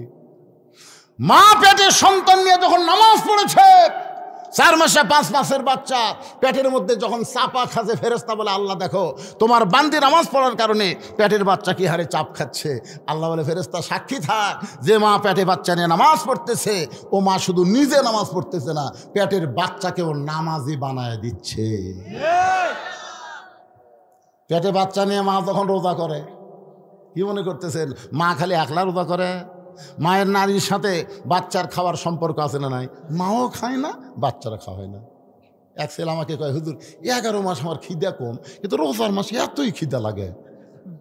আমি বললাম তোর মা বাসাতে? কয় হ্যাঁ। তো মাওক দেখো, তুই মাওক যা বলতে কে মা 11 মাস আমার খিদা কম, রোজার মাসে এত খিদা লাগে কেন? মা বলতেছে তোর দাদি এই সর্বনাশ করছে, তোর দাদি। রমজান মাসে তুই আমার পেটের মধ্যে ছিলি, তোর দাদি কইছে বৌমা এ রোজা থাকতে পারবো না, রোজা থাকলে পেটের বাচ্চা শুকা যাবে। খবরদার, খালি তুই কি তাজা থাকার জন্য আমিও খাসি তুইও খাসি। রমজান মাসে পেটের মধ্যেই তোর খাওয়ার অভ্যাস আছে, দাঁড়িয়ে এসে তুই রোজা থাকতে পারবো? এই জন্য একটা নেপোলিয়ন বলেছে, ভালো একটা সন্তান যদি চান, ভালো একটা মায়ের দরকার। জোরে কোন কিসের দরকার? ভালো মায়ের দরকার। ভালো মা যদি আমরা পাওয়ার চাই, আল্লাহ কোরআনে বলেছেন অকরনা ফি বুয়ুতিকুন্না ওয়ালা তাবাররুজনা তাবাররুজাল জাহিলিয়াতিল উলা। জোরে বলেন সুবহানাল্লাহ।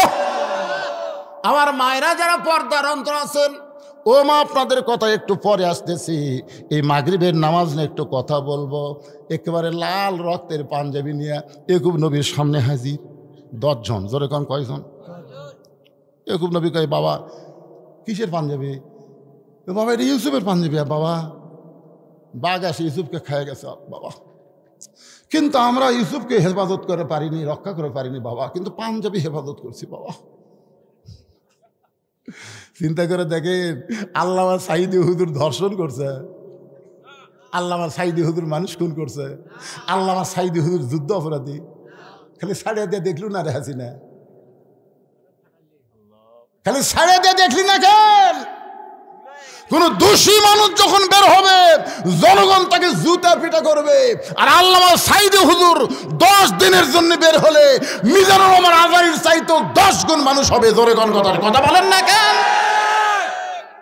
ভালো মানুষকে বন্দি করে রাখলে দিন দিন তার সম্মান বাড়ে, আর খারাপ মানুষকে জেলখানায় বন্দি করলে দিন দিন মানুষ তাকে ভুলে যায়।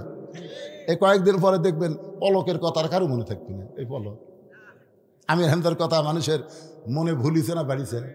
মামুনুল হকের কথা মানুষ মনে ভুলিছে না বাড়িছে? রক্ত মাখা জামানে বলতেছে বাবা বাঘে খাসে। বাবা জামাটা হাতে নিয়ে তাকায় দেখে বাঘে যদি ইউসুফরে খাইতো জামার অনেক জায়গায় ছেঁড়া ছুটা থাকতো, জামার কোনো জায়গায় ছেঁড়া নাই ছুটা নাই, শুধু রক্তমাখা। ওই রক্তমাখা জামা নিয়ে ইয়াকুব নবী ঘরের মধ্যে গিয়া আসল জায়গায় বিচার দিলেন। আসল জায়গা জোরে কোন জায়গা? এই 15.5 বছর কোন জায়গা বিচার দিছে বোঝেন না? যখন হাসিনার দখলে হলো জজ কোর্ট, খালেদা জি একদিকে 5 বছর জেল দিল না, 5 বছর এতিমের মাল মারা খাওয়ার জন্য 5 বছর দিল। আপিল করলো 10 বছর হলো। আপিল করলে সাজা বাড়ে না কমে? কি কথা রে বারে, 5 বছর জেল হলো, আপিল করলো 10 বছর। তাহলে এই কোর্ট কি? এই কোর্ট কার কোর্ট? হাসিনার কোর্ট। ধরে কোন কার কোর্ট? জজ কোর্ট, হাইকোর্ট, সুপ্রিম কোর্ট। তাহলে সেই কোর্ট বিচার চায় কাম হবে? মানুষ গোপনে গোপনে কিন্তু আসল জায়গা বিচার দিছে। তোর বিচার আল্লাহ করবি রে, কয় কি কয় না? যখন কোর্ট থেকে জামিন হয় না, হাতত হাত করা পড়ায়, হাই রে একটা আলিম ফোন না ডাকাত না রে, তাদেরকে ডান্ডা বেড়ে দেওয়া হয়েছে। জোরে কোন কথা ঠিক না? আসল জায়গায় বিচার দিছে ইয়াকুব নবী, আসল জায়গায় বিচার দিছে। মামুদ আমার 10টা সন্তান ইউসুফের সঙ্গে ষড়যন্ত্র করতেছে, আমার ইউসুফ যেখানেই থাক না কেন, আল্লাহ আল্লাহ তুমি ইউসুফকে হেফাজত করো।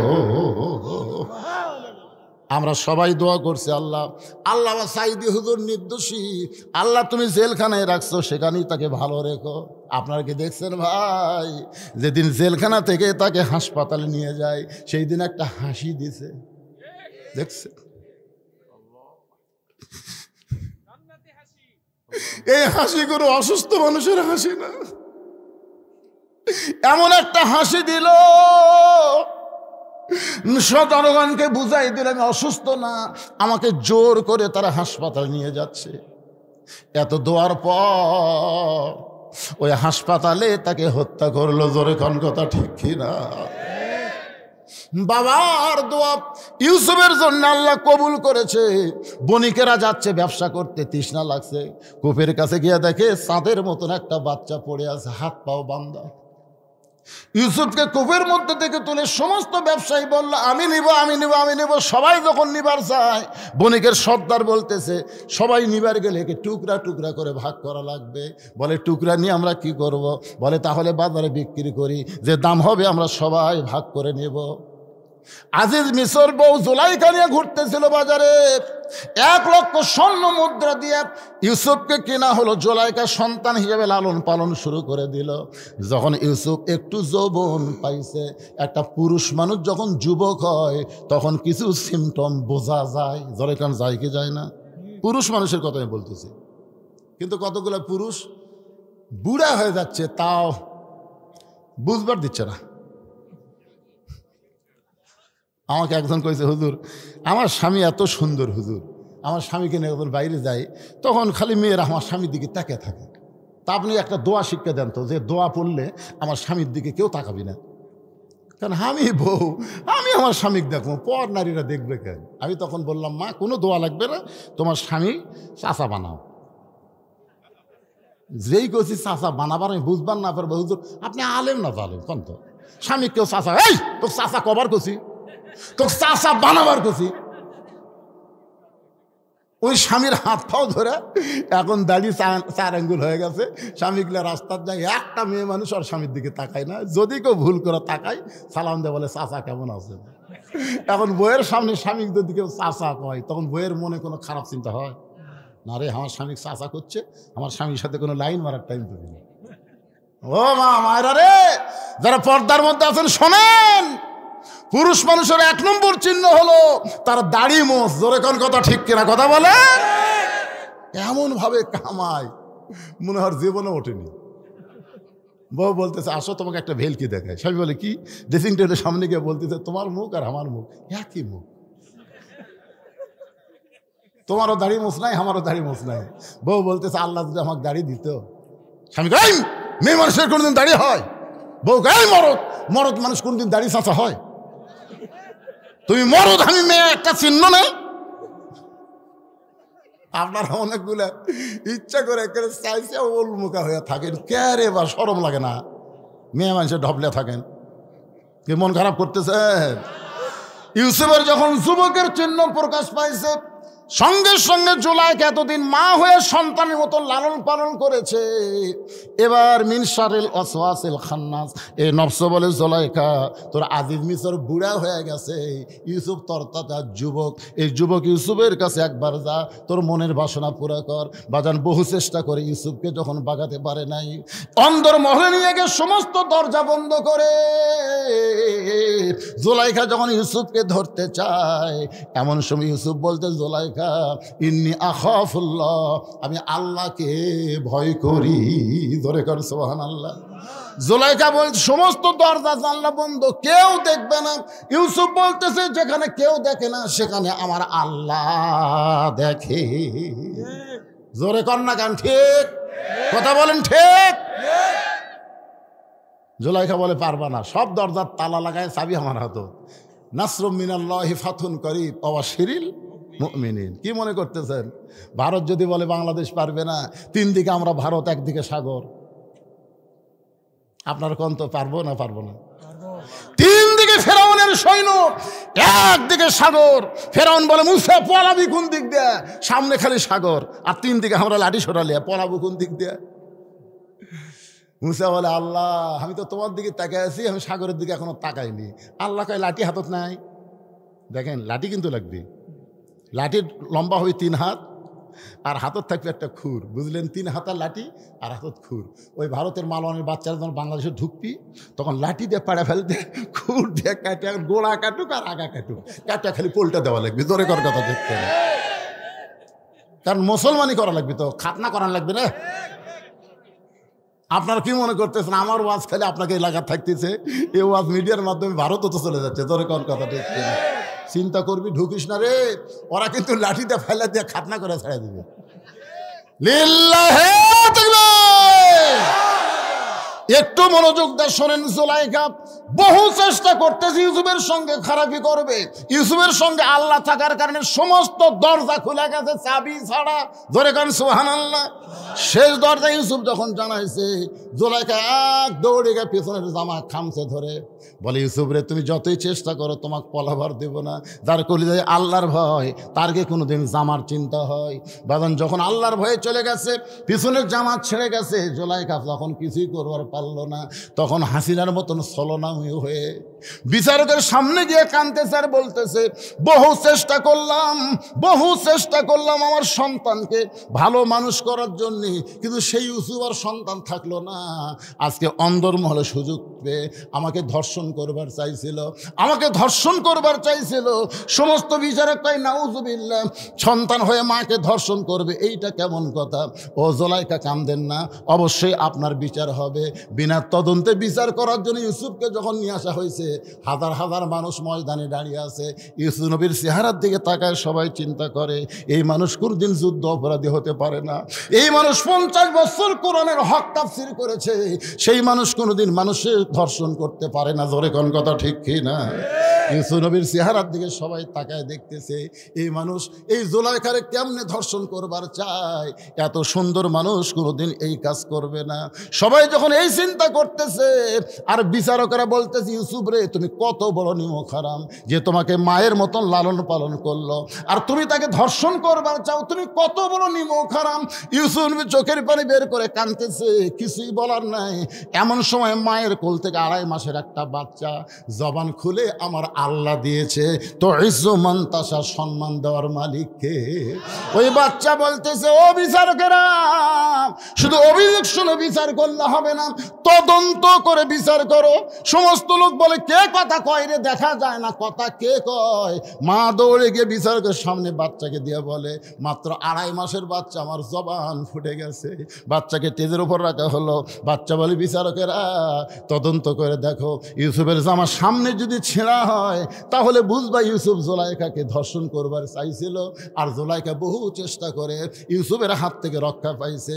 এখন তোমরা তাকায় দেখো তো, সামনের দিকে যদি জামা ছেঁড়া হয় তাহলে ইউসুফ দোষী, আর জামা যদি পিছন দিকে ছেঁড়া হয় ইউসুফ পলাবার চাইছে, কিন্তু জুলাইখা জোর করে তাকে ধর্ষণ করাতে বাধ্য করবার চাইছে। সমস্ত বিচারক জামা তদন্ত করে দেখে সামনে ছেঁড়া তো দূরের কথা, একটা ময়লাও পর্যন্ত লাগে নাই, আর পিছন থেকে তাকায় দেখে জামা ছেঁড়া। এখন সব বিচারক চোখ বন্ধ করে মনে মনে চিন্তা করে, জুলাইখা তুমি দোষী, ইউসুফ নির্দোষী। সমস্ত বিচারক চোখ বন্ধ করে চিন্তা করে, ইউসুফ তুমি নির্দোষী, কিন্তু জুলাইখার স্বামী আজিজ মিসর প্রধানমন্ত্রী হওয়ার কারণে আমরা জবান বন্ধ করেছি। আল্লামা সাইদি হুজুরদের নির্দোষী। সমস্ত বিচারক কিন্তু ফাঁসির রায় দেয়নি, একজন শুধু ফাঁসির রায় দিয়েছিল, তার নাম হলো মানিক। জোরে কার নাম কি? শামসুদ্দিন মানিক। দেখেন, যারা মৃত্যুর রায় দেয়নি সব বিচারক মোটামুটি একটু সম্মানে আছে, কিন্তু মানিকের খবর কি? মানিকা কিন্তু টক শোধ বলছে, আমার জীবনে একটা আশা ছিল সাইদি সাহেবের ফাঁসি দেখা, কিন্তু আল্লাহ আমার আশা পুরা করেনি, আমি তাকে ফাঁসি দিলাম। আই রে অহংকার করে বলে, আমি ফাঁসি দিলাম, আল্লাহ গায়ে দেরি কর, তোকে সাইজ করতেছি। কলার পাতার মধ্যে শুতে দিল, দেখেননি ভাই? 70 লাখ টাকা গাড়ি নিতে অবস্থা মারিছে, সব দেখাচ্ছে মারিছে। হাই রে ভাই, কুটোর যখন নিয়ে যাচ্ছে ভাই রে, সবাই উপর দিকটা ঘুষে মারে, একজন যে কি বুঝেছে আমার তল দে মারছে, বুঝছে যে তল দে মারিছে, একটা বিসি ফাটে। মানকা ফাঁসি দিব, কি বুঝতেছে? বিসি নাই, পরে অপারেশন করে দেখে একটা আছে একটা নেই। কি মনে করতেছেন ইউসুফ আলাইহিস সালাম হলো নির্দোষী? কিন্তু সমস্ত বিচারক জবান বন্ধ করে আছে, কারণ কেমনে বলবে নির্দোষী? আজিজ মিসর বলে, রে প্রধান বিচারক রায় দাও। সমস্ত বিচারক মুখ বন্ধ করে প্রধান বিচারপতি বলতেছে, ইউসুফ তুমি দোষী। যেই বলছে ইউসুফ তুমি দোষী, সঙ্গে সঙ্গে ইউসুফ নবীর চোখ দিয়ে পানি পড়তেছে। বিনা দোষে দোষী কইরা আল্লাহ ইউসুফ দিল জেলখানা, আল্লাহ উপায় বলো না, জনম দুঃখী কপাল পোড়া নবী ইউসুফ একজনা। আল্লাহ বলে, ইউসুফ বিনা দোষে তোমাকে জেলখানায় দিল, তোমার সম্মান কমবে না, দিন দিন তোমার সম্মান বাড়বে। জোরে গান সুবহানাল্লাহ। বিনা দোষে আল্লামা সাইদিকে জেলের মধ্যে রাখছে, হত্যা করেছে। আপনারা বলেন তো, আল্লামা সাইদির কি দাম কমেছে? সন্তান হলে অনেকে জানে না সাইদি কেন নাম, সাইদি কেন নাম এটা জানে না, মনে করে সাইদি বোধহয় একটা ডিগ্রি। আসলে ওনার বাড়ি থেকে এলাকায়, ওই এলাকার নাম হলো সাইদ খালি, যার কারণে তার নামের পিছনে লাগে সাইদি। আমার এলাকার একটা ছেলে হয়েছে, নাম রাখছে সাইদি। আমি বললাম সাইদি কেন? ভাই দেলার হজর সাইদি হুজুরকে আমার বাড়ির মধ্যে জিয়া রাখছি। জোরে খান সুবহানাল্লাহ। আমার খালা তো বোনের একটা মেয়ে হয়েছে, খালা কয়, বাবা তুমি হুজুর মানুষ, একটা ভালো নাম রাখো, আমার নাতনির একটু ভালো নাম রাখতে চাই। আমি কইলাম, খালা নাম রাখেন হাসিনা। যেই খুঁজে হাসিনা। খালা 30 মিনিট আর আমার সাথে কথা কয় না, মোবাইলে তো। আমি কইলাম, কে রে খালার কি হলো রে? খালা কথা কোন, খালা কি হলো? এই তুই আলেম না জালেম রে? তোর কাছে একটা ভালো নাম শুনবার সালাম, আর তুই খুনি হাসিনার নাম কস। আমি তখন বললাম, সাইদি হুজুর মরেনি রে, মানুষের কলিজায় কলিজায় পাড়ায় পাড়ায় সাইদির জন্ম হচ্ছে। তোরে কোন কথা ঠিক কিনা? আর হাসিনা তুই এমন পচা পচলু রে, অন্তত 50 বছর কোনো মেয়ে মানুষ জন্ম নিলে, কোনো কন্যা সন্তান জন্ম নিলে ভুল করে কেউ হাসিনা থুবি না। তোর কথা কান না। আমাকে এলাকার যারকে নাম হাসিনা আছে তার নাম কয় না। আফার নাম কি? নাম ছাড়া নাম শোনার দরকার কি? পরে দরকার কেন নাম কয় না, কে নাম হাসিনা, গজব পড়িছে, এখন হাসিনার বলবি না।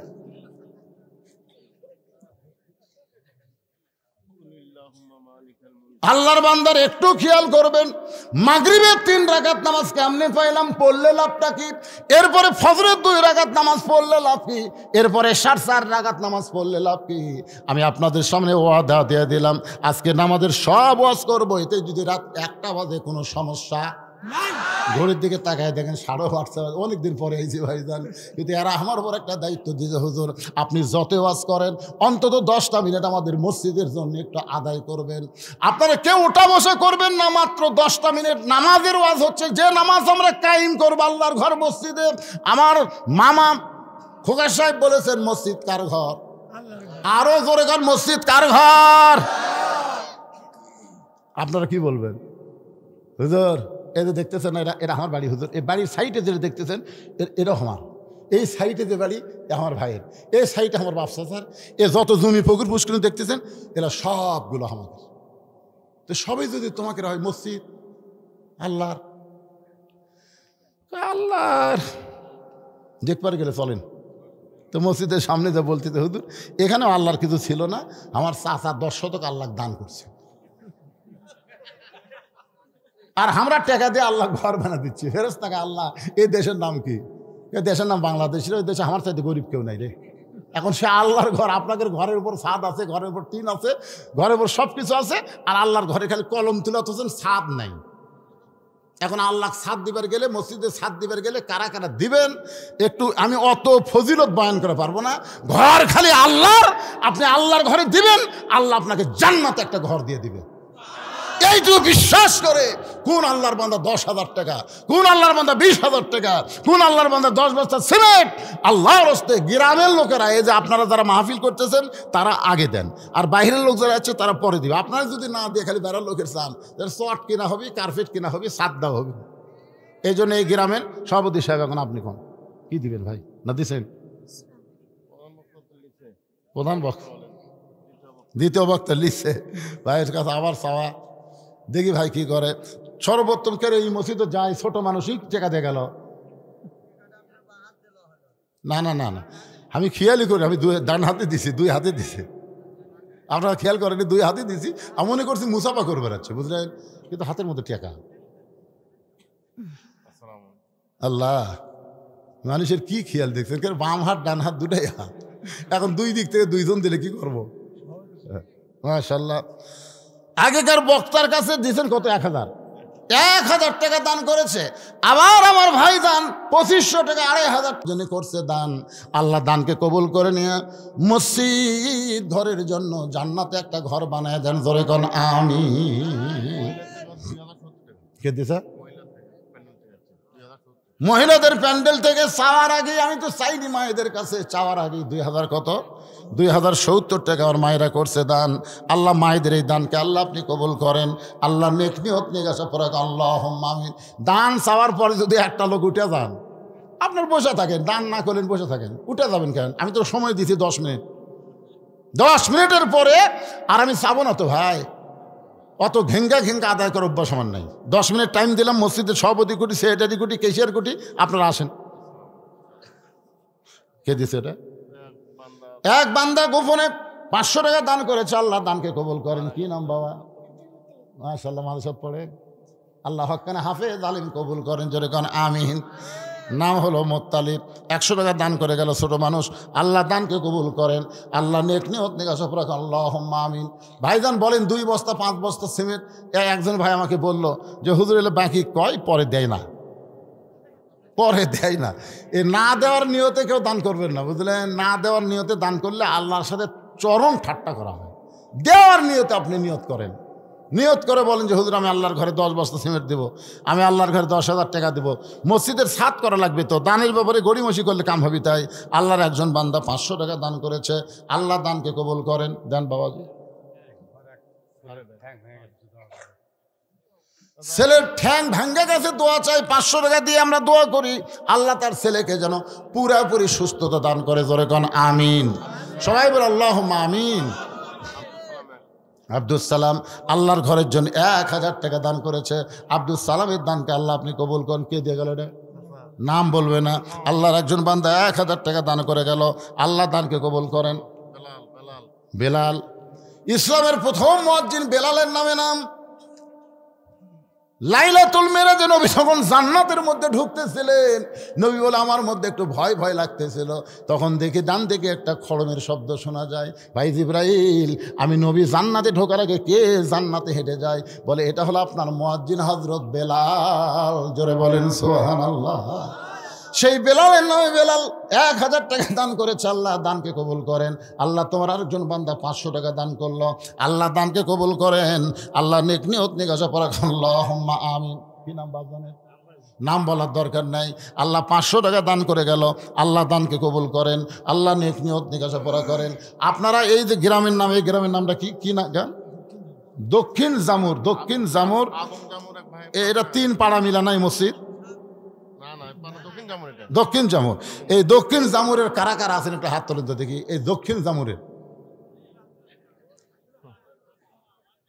আচ্ছা দক্ষিণ জামুরের এই কয়জন লোক আপনারা বসে আছেন? আচ্ছা ঠিক আছে, আপনারা হাত নামান তো। এই দক্ষিণ জামুরের বাহিরে কারা কারা তার একটা হাত তোলেন তো দেখি। আচ্ছা হাত নামান। এরা মসজিদের ছাদের টাকা আগেই তুলিছে, লুকাত হচ্ছে টাকা, সেই জন্য মাহফিলে আসেনি। কে রে পাগলারা, মসজিদের ছাদ দিবে আর তোমরা বাড়ির থেকে বাড়াবে না, বাহিরের লোক আসে তোমাকে টাকা দিবি, সেই টাকাতে ছাদ হবে।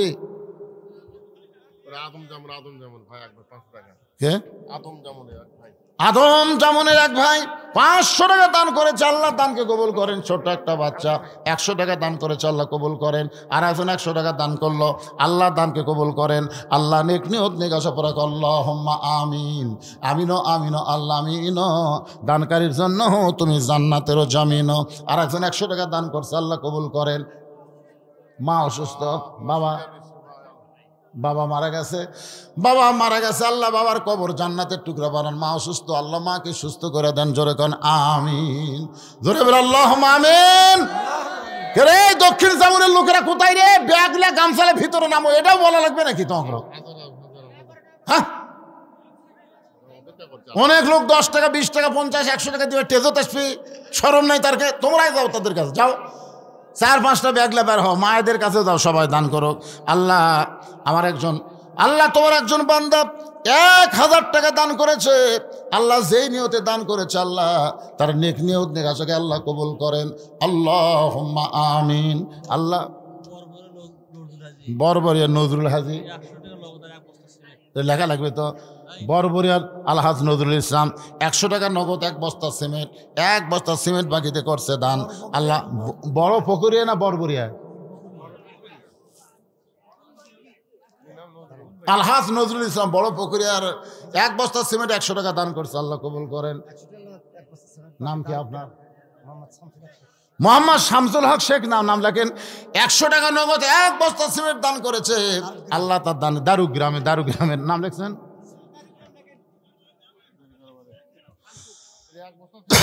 হ্যাঁ, এত ঢিলা করে লিখলে হবে না তো। দারুগ্রামের শামসুলের নাম লেখেন। 1 বস্তা সিমেন্ট 100 টাকা নগদ দান করেছে, আল্লাহ দানকে কবুল করেন।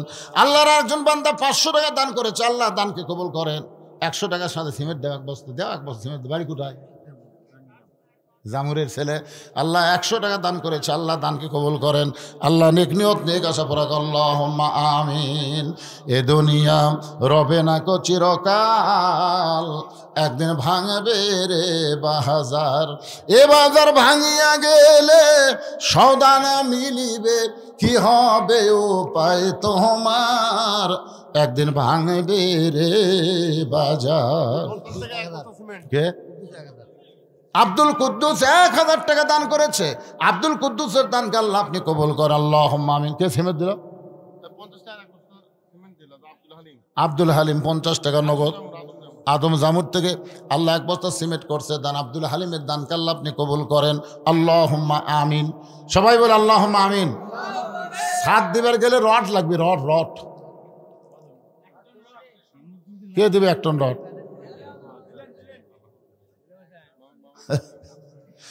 এরা কোন পাগলারা সামনে বসছে? বাবা পোলা দেওয়া হবে রে তোর উঠে।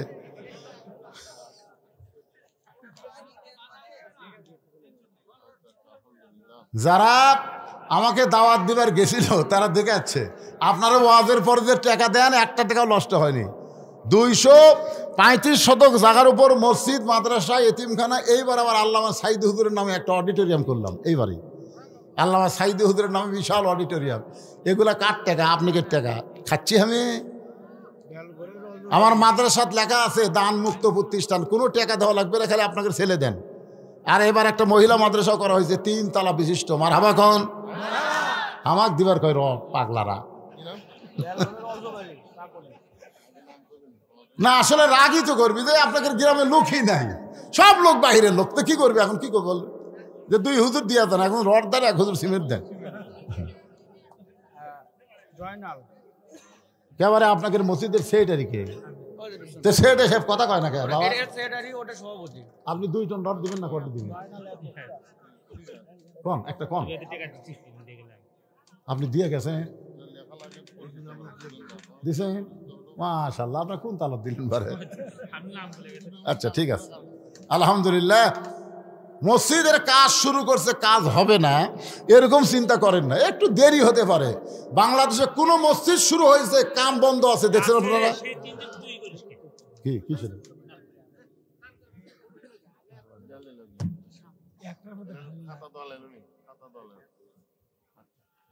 হ্যাঁ, ব্যাগগুলো সব একটি করেন। এগুলো কি ব্যাগের টাকা আছে?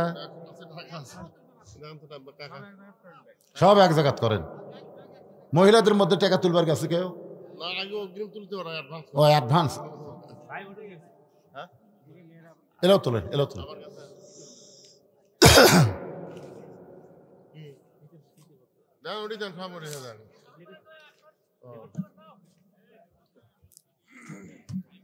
মসজিদ তো ভাঙিছে, হয়ে যাবে ইনশাল্লাহ। আপনারা কি খান যে কোরআনের মাহফিল একটা সূচনা হলো। এই গ্রামে কে কোন চাকরি করে, কে কোন ব্যবসা করে। এখানে একই 4টা ভাই গ্রামে আছে ধনী। কয় ভাই? 4 ভাই। এর নাম কি আপনাদের মনে আছে? হ্যাঁ, একেবারে কথা কয় না রে। এই গ্রামের যে 4টা ভাই, একটা তার মধ্যে ডাক্তার, নাম কি কোন? মোতালেব সাহেব আছেন? কোনটা? আপনি মোতালেব? মোতালেব টাকা বান্ডিল দিয়া থছে, আপনি করছেন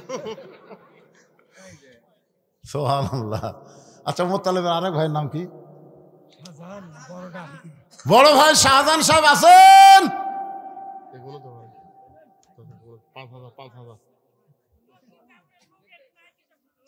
নাই কিছু হুজুর, মানে ওরা বসলে আপনাদের জায়গা হবে না হুজুর, সেই জন্য বসেনি হুজুর।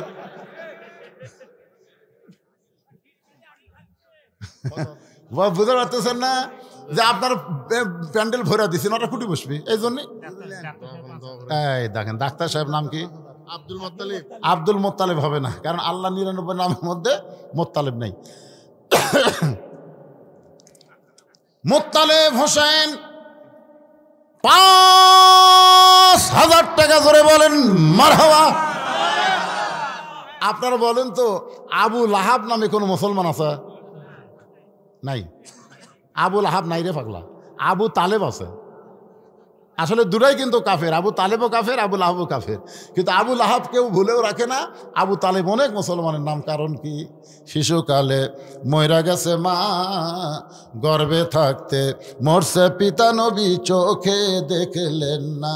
কে করিবে লালন পালন, কে দিবে সান্ত্বনা, এই দুনিয়ার বড় এতিম নবী ছিলেন একজন। আল্লাহ নবী বলেছেন, মায়ের পেটে থাকতাম এতিম ছিলাম, কিন্তু দুনিয়াতে আসার পরে এতিম ছিলাম না। আমার চাচা আবু তালেব আমাকে এমনভাবে লালন পালন করেছে, আমার যে বাবা নাই এটা আমি বুঝতে পারিনি। সাল্লাল্লাহু আলাইহি দেখছেন? সেই জন্যে আবু তালেব কাফের হলেও কিন্তু তার নামে অনেক মুসলমান আছে। মোত্তালেব নামে মুসলমান আছে। কারণ কি? মোত্তালেব তো কাফের, কিন্তু নবীর দাদা নবীকে এত ভালোবেসেছে, যার কারণে মোত্তালেব নামে মুসলমান আছে। কিন্তু আবু লাহাব সর্বপ্রথম নবীকে ঢেল মারছে। জোরে কোন কথা ঠিক কিনা? এই জন্য আল্লাহ রাগ করে বলছে, তাব্বাত ইয়াদা আবি লাহাব। এই জন্য ভাইজান রে আজকে আমরাও ধ্বংসের দোয়া চাবো, আল্লাহ ধ্বংসের কথা বলছে, আমরাও ধ্বংসের দোয়া করে বলবো, আল্লাহ ফিলিস্তিন মুসলমানকে যে ইসরায়েল অত্যাচার করতেছে পৃথিবীর মানচিত্র থেকে ইহুদিকে আল্লাহ তুমি ধ্বংস করে দাও। সবাই বলেন আমিন। ভারতের হিন্দুরা যদি আমাকে বাংলাদেশে বেশি নাক গলায়, ওরা আমাকে বাবরি মসজিদ ভাঙ্গা রাম মন্দির বানাচ্ছে, আমরাও খালি ঢাকা মুসলমানের থাকবে না, দিল্লি আল্লাহ মুসলমানকে দিয়ে দিবে। জোরে বলেন আল্লাহুম্মা আমিন। আল্লাহ দিবার পারে কি পারে না? জোরে কান ইনশাআল্লাহ।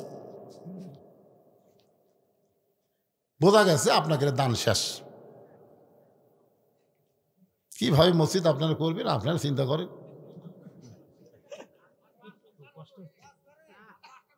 কিসের 5টা মিনিট চাই চেতা লাগবে না? চাইলে চেতা লাগবে তো।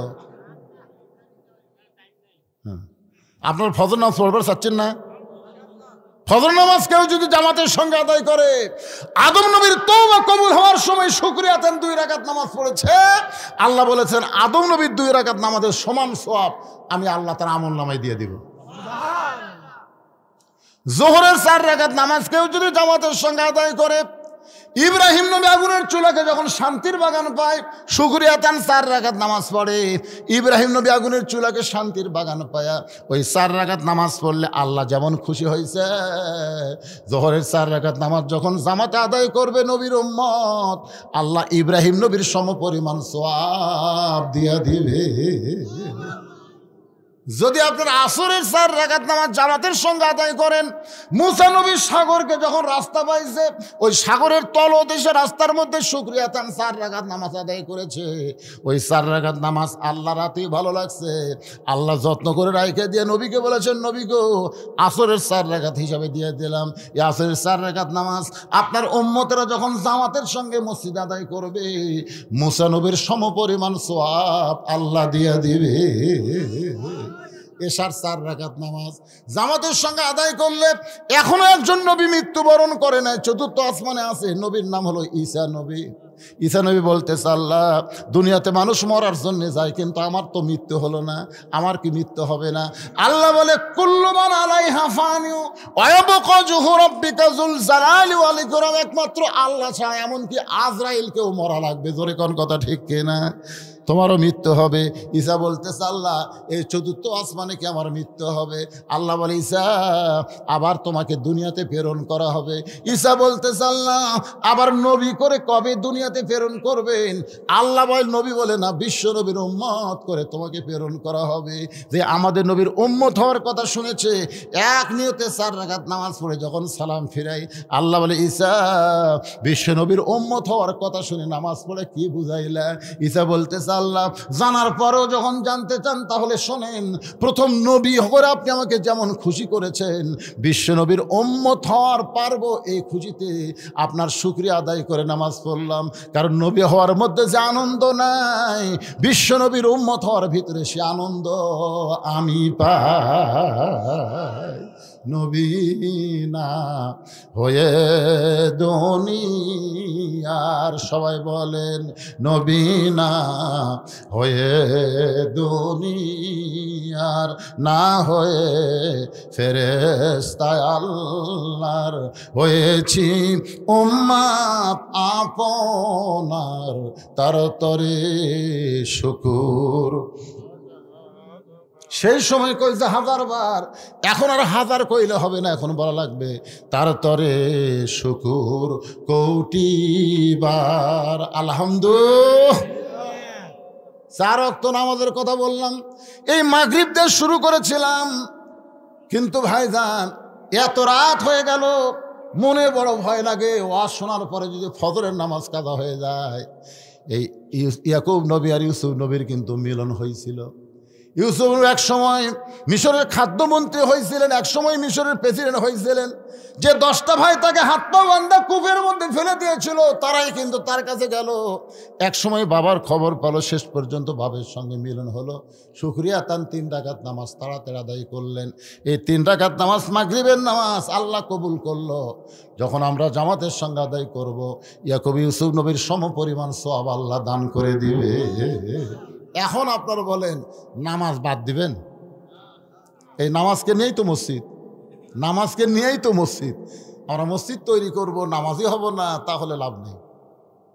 এটা আক্কেলপুরের মধ্যে দেখলাম যে গোটা মসজিদ টাইলসের উপর ধুলে, টাইলস সেই টাইলস, বিদেশি টাইলস, এখানে লোক দিলে ধুলে।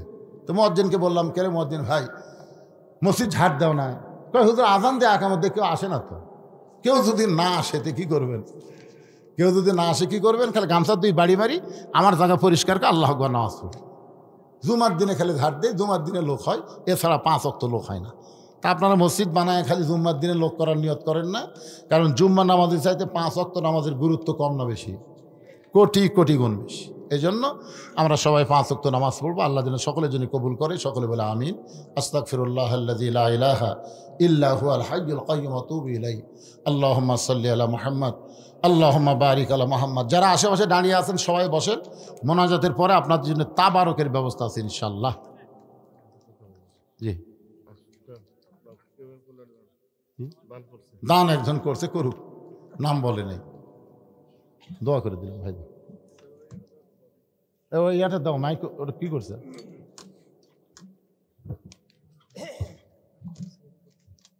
খুবই ফানি পড়েছে আমার, সোজাতে বেশি গজব। আসসালামু আলাইকুম ওয়া রাহমাতুল্লাহি ওয়া বারাকাতুহু। এত গরম আমার সঙ্গে সবাই বলুন, আল্লাহুম্মা বারিক লানা, আল্লাহুম্মা বারিক লানা ফি রজব ওয়া শাবান ওয়া বাল্লিগনা রমাদান। সবাই বলুন, সুবহানাকা আল্লাহুম্মা ওয়া বিহামদিকা আশহাদু আল লা ইলাহা ইল্লা আনতা আস্তাগফিরুকা ওয়া আতুবু ইলাইক। সম্মানিত উপস্থিতি, আপনারা যেভাবে আমাদেরকে সাড়া দিয়েছেন, কষ্ট করেছেন, আপনারা অনেক কষ্ট করে বসে আছেন ঠান্ডার মধ্যে। কর্তৃপক্ষ যেভাবে আপনাদেরকে প্রচার করেছে, আমরা সুন্দর ব্যবস্থা করেছি। হয়তো উপরে সামিয়ানা সুন্দর, কিন্তু বসার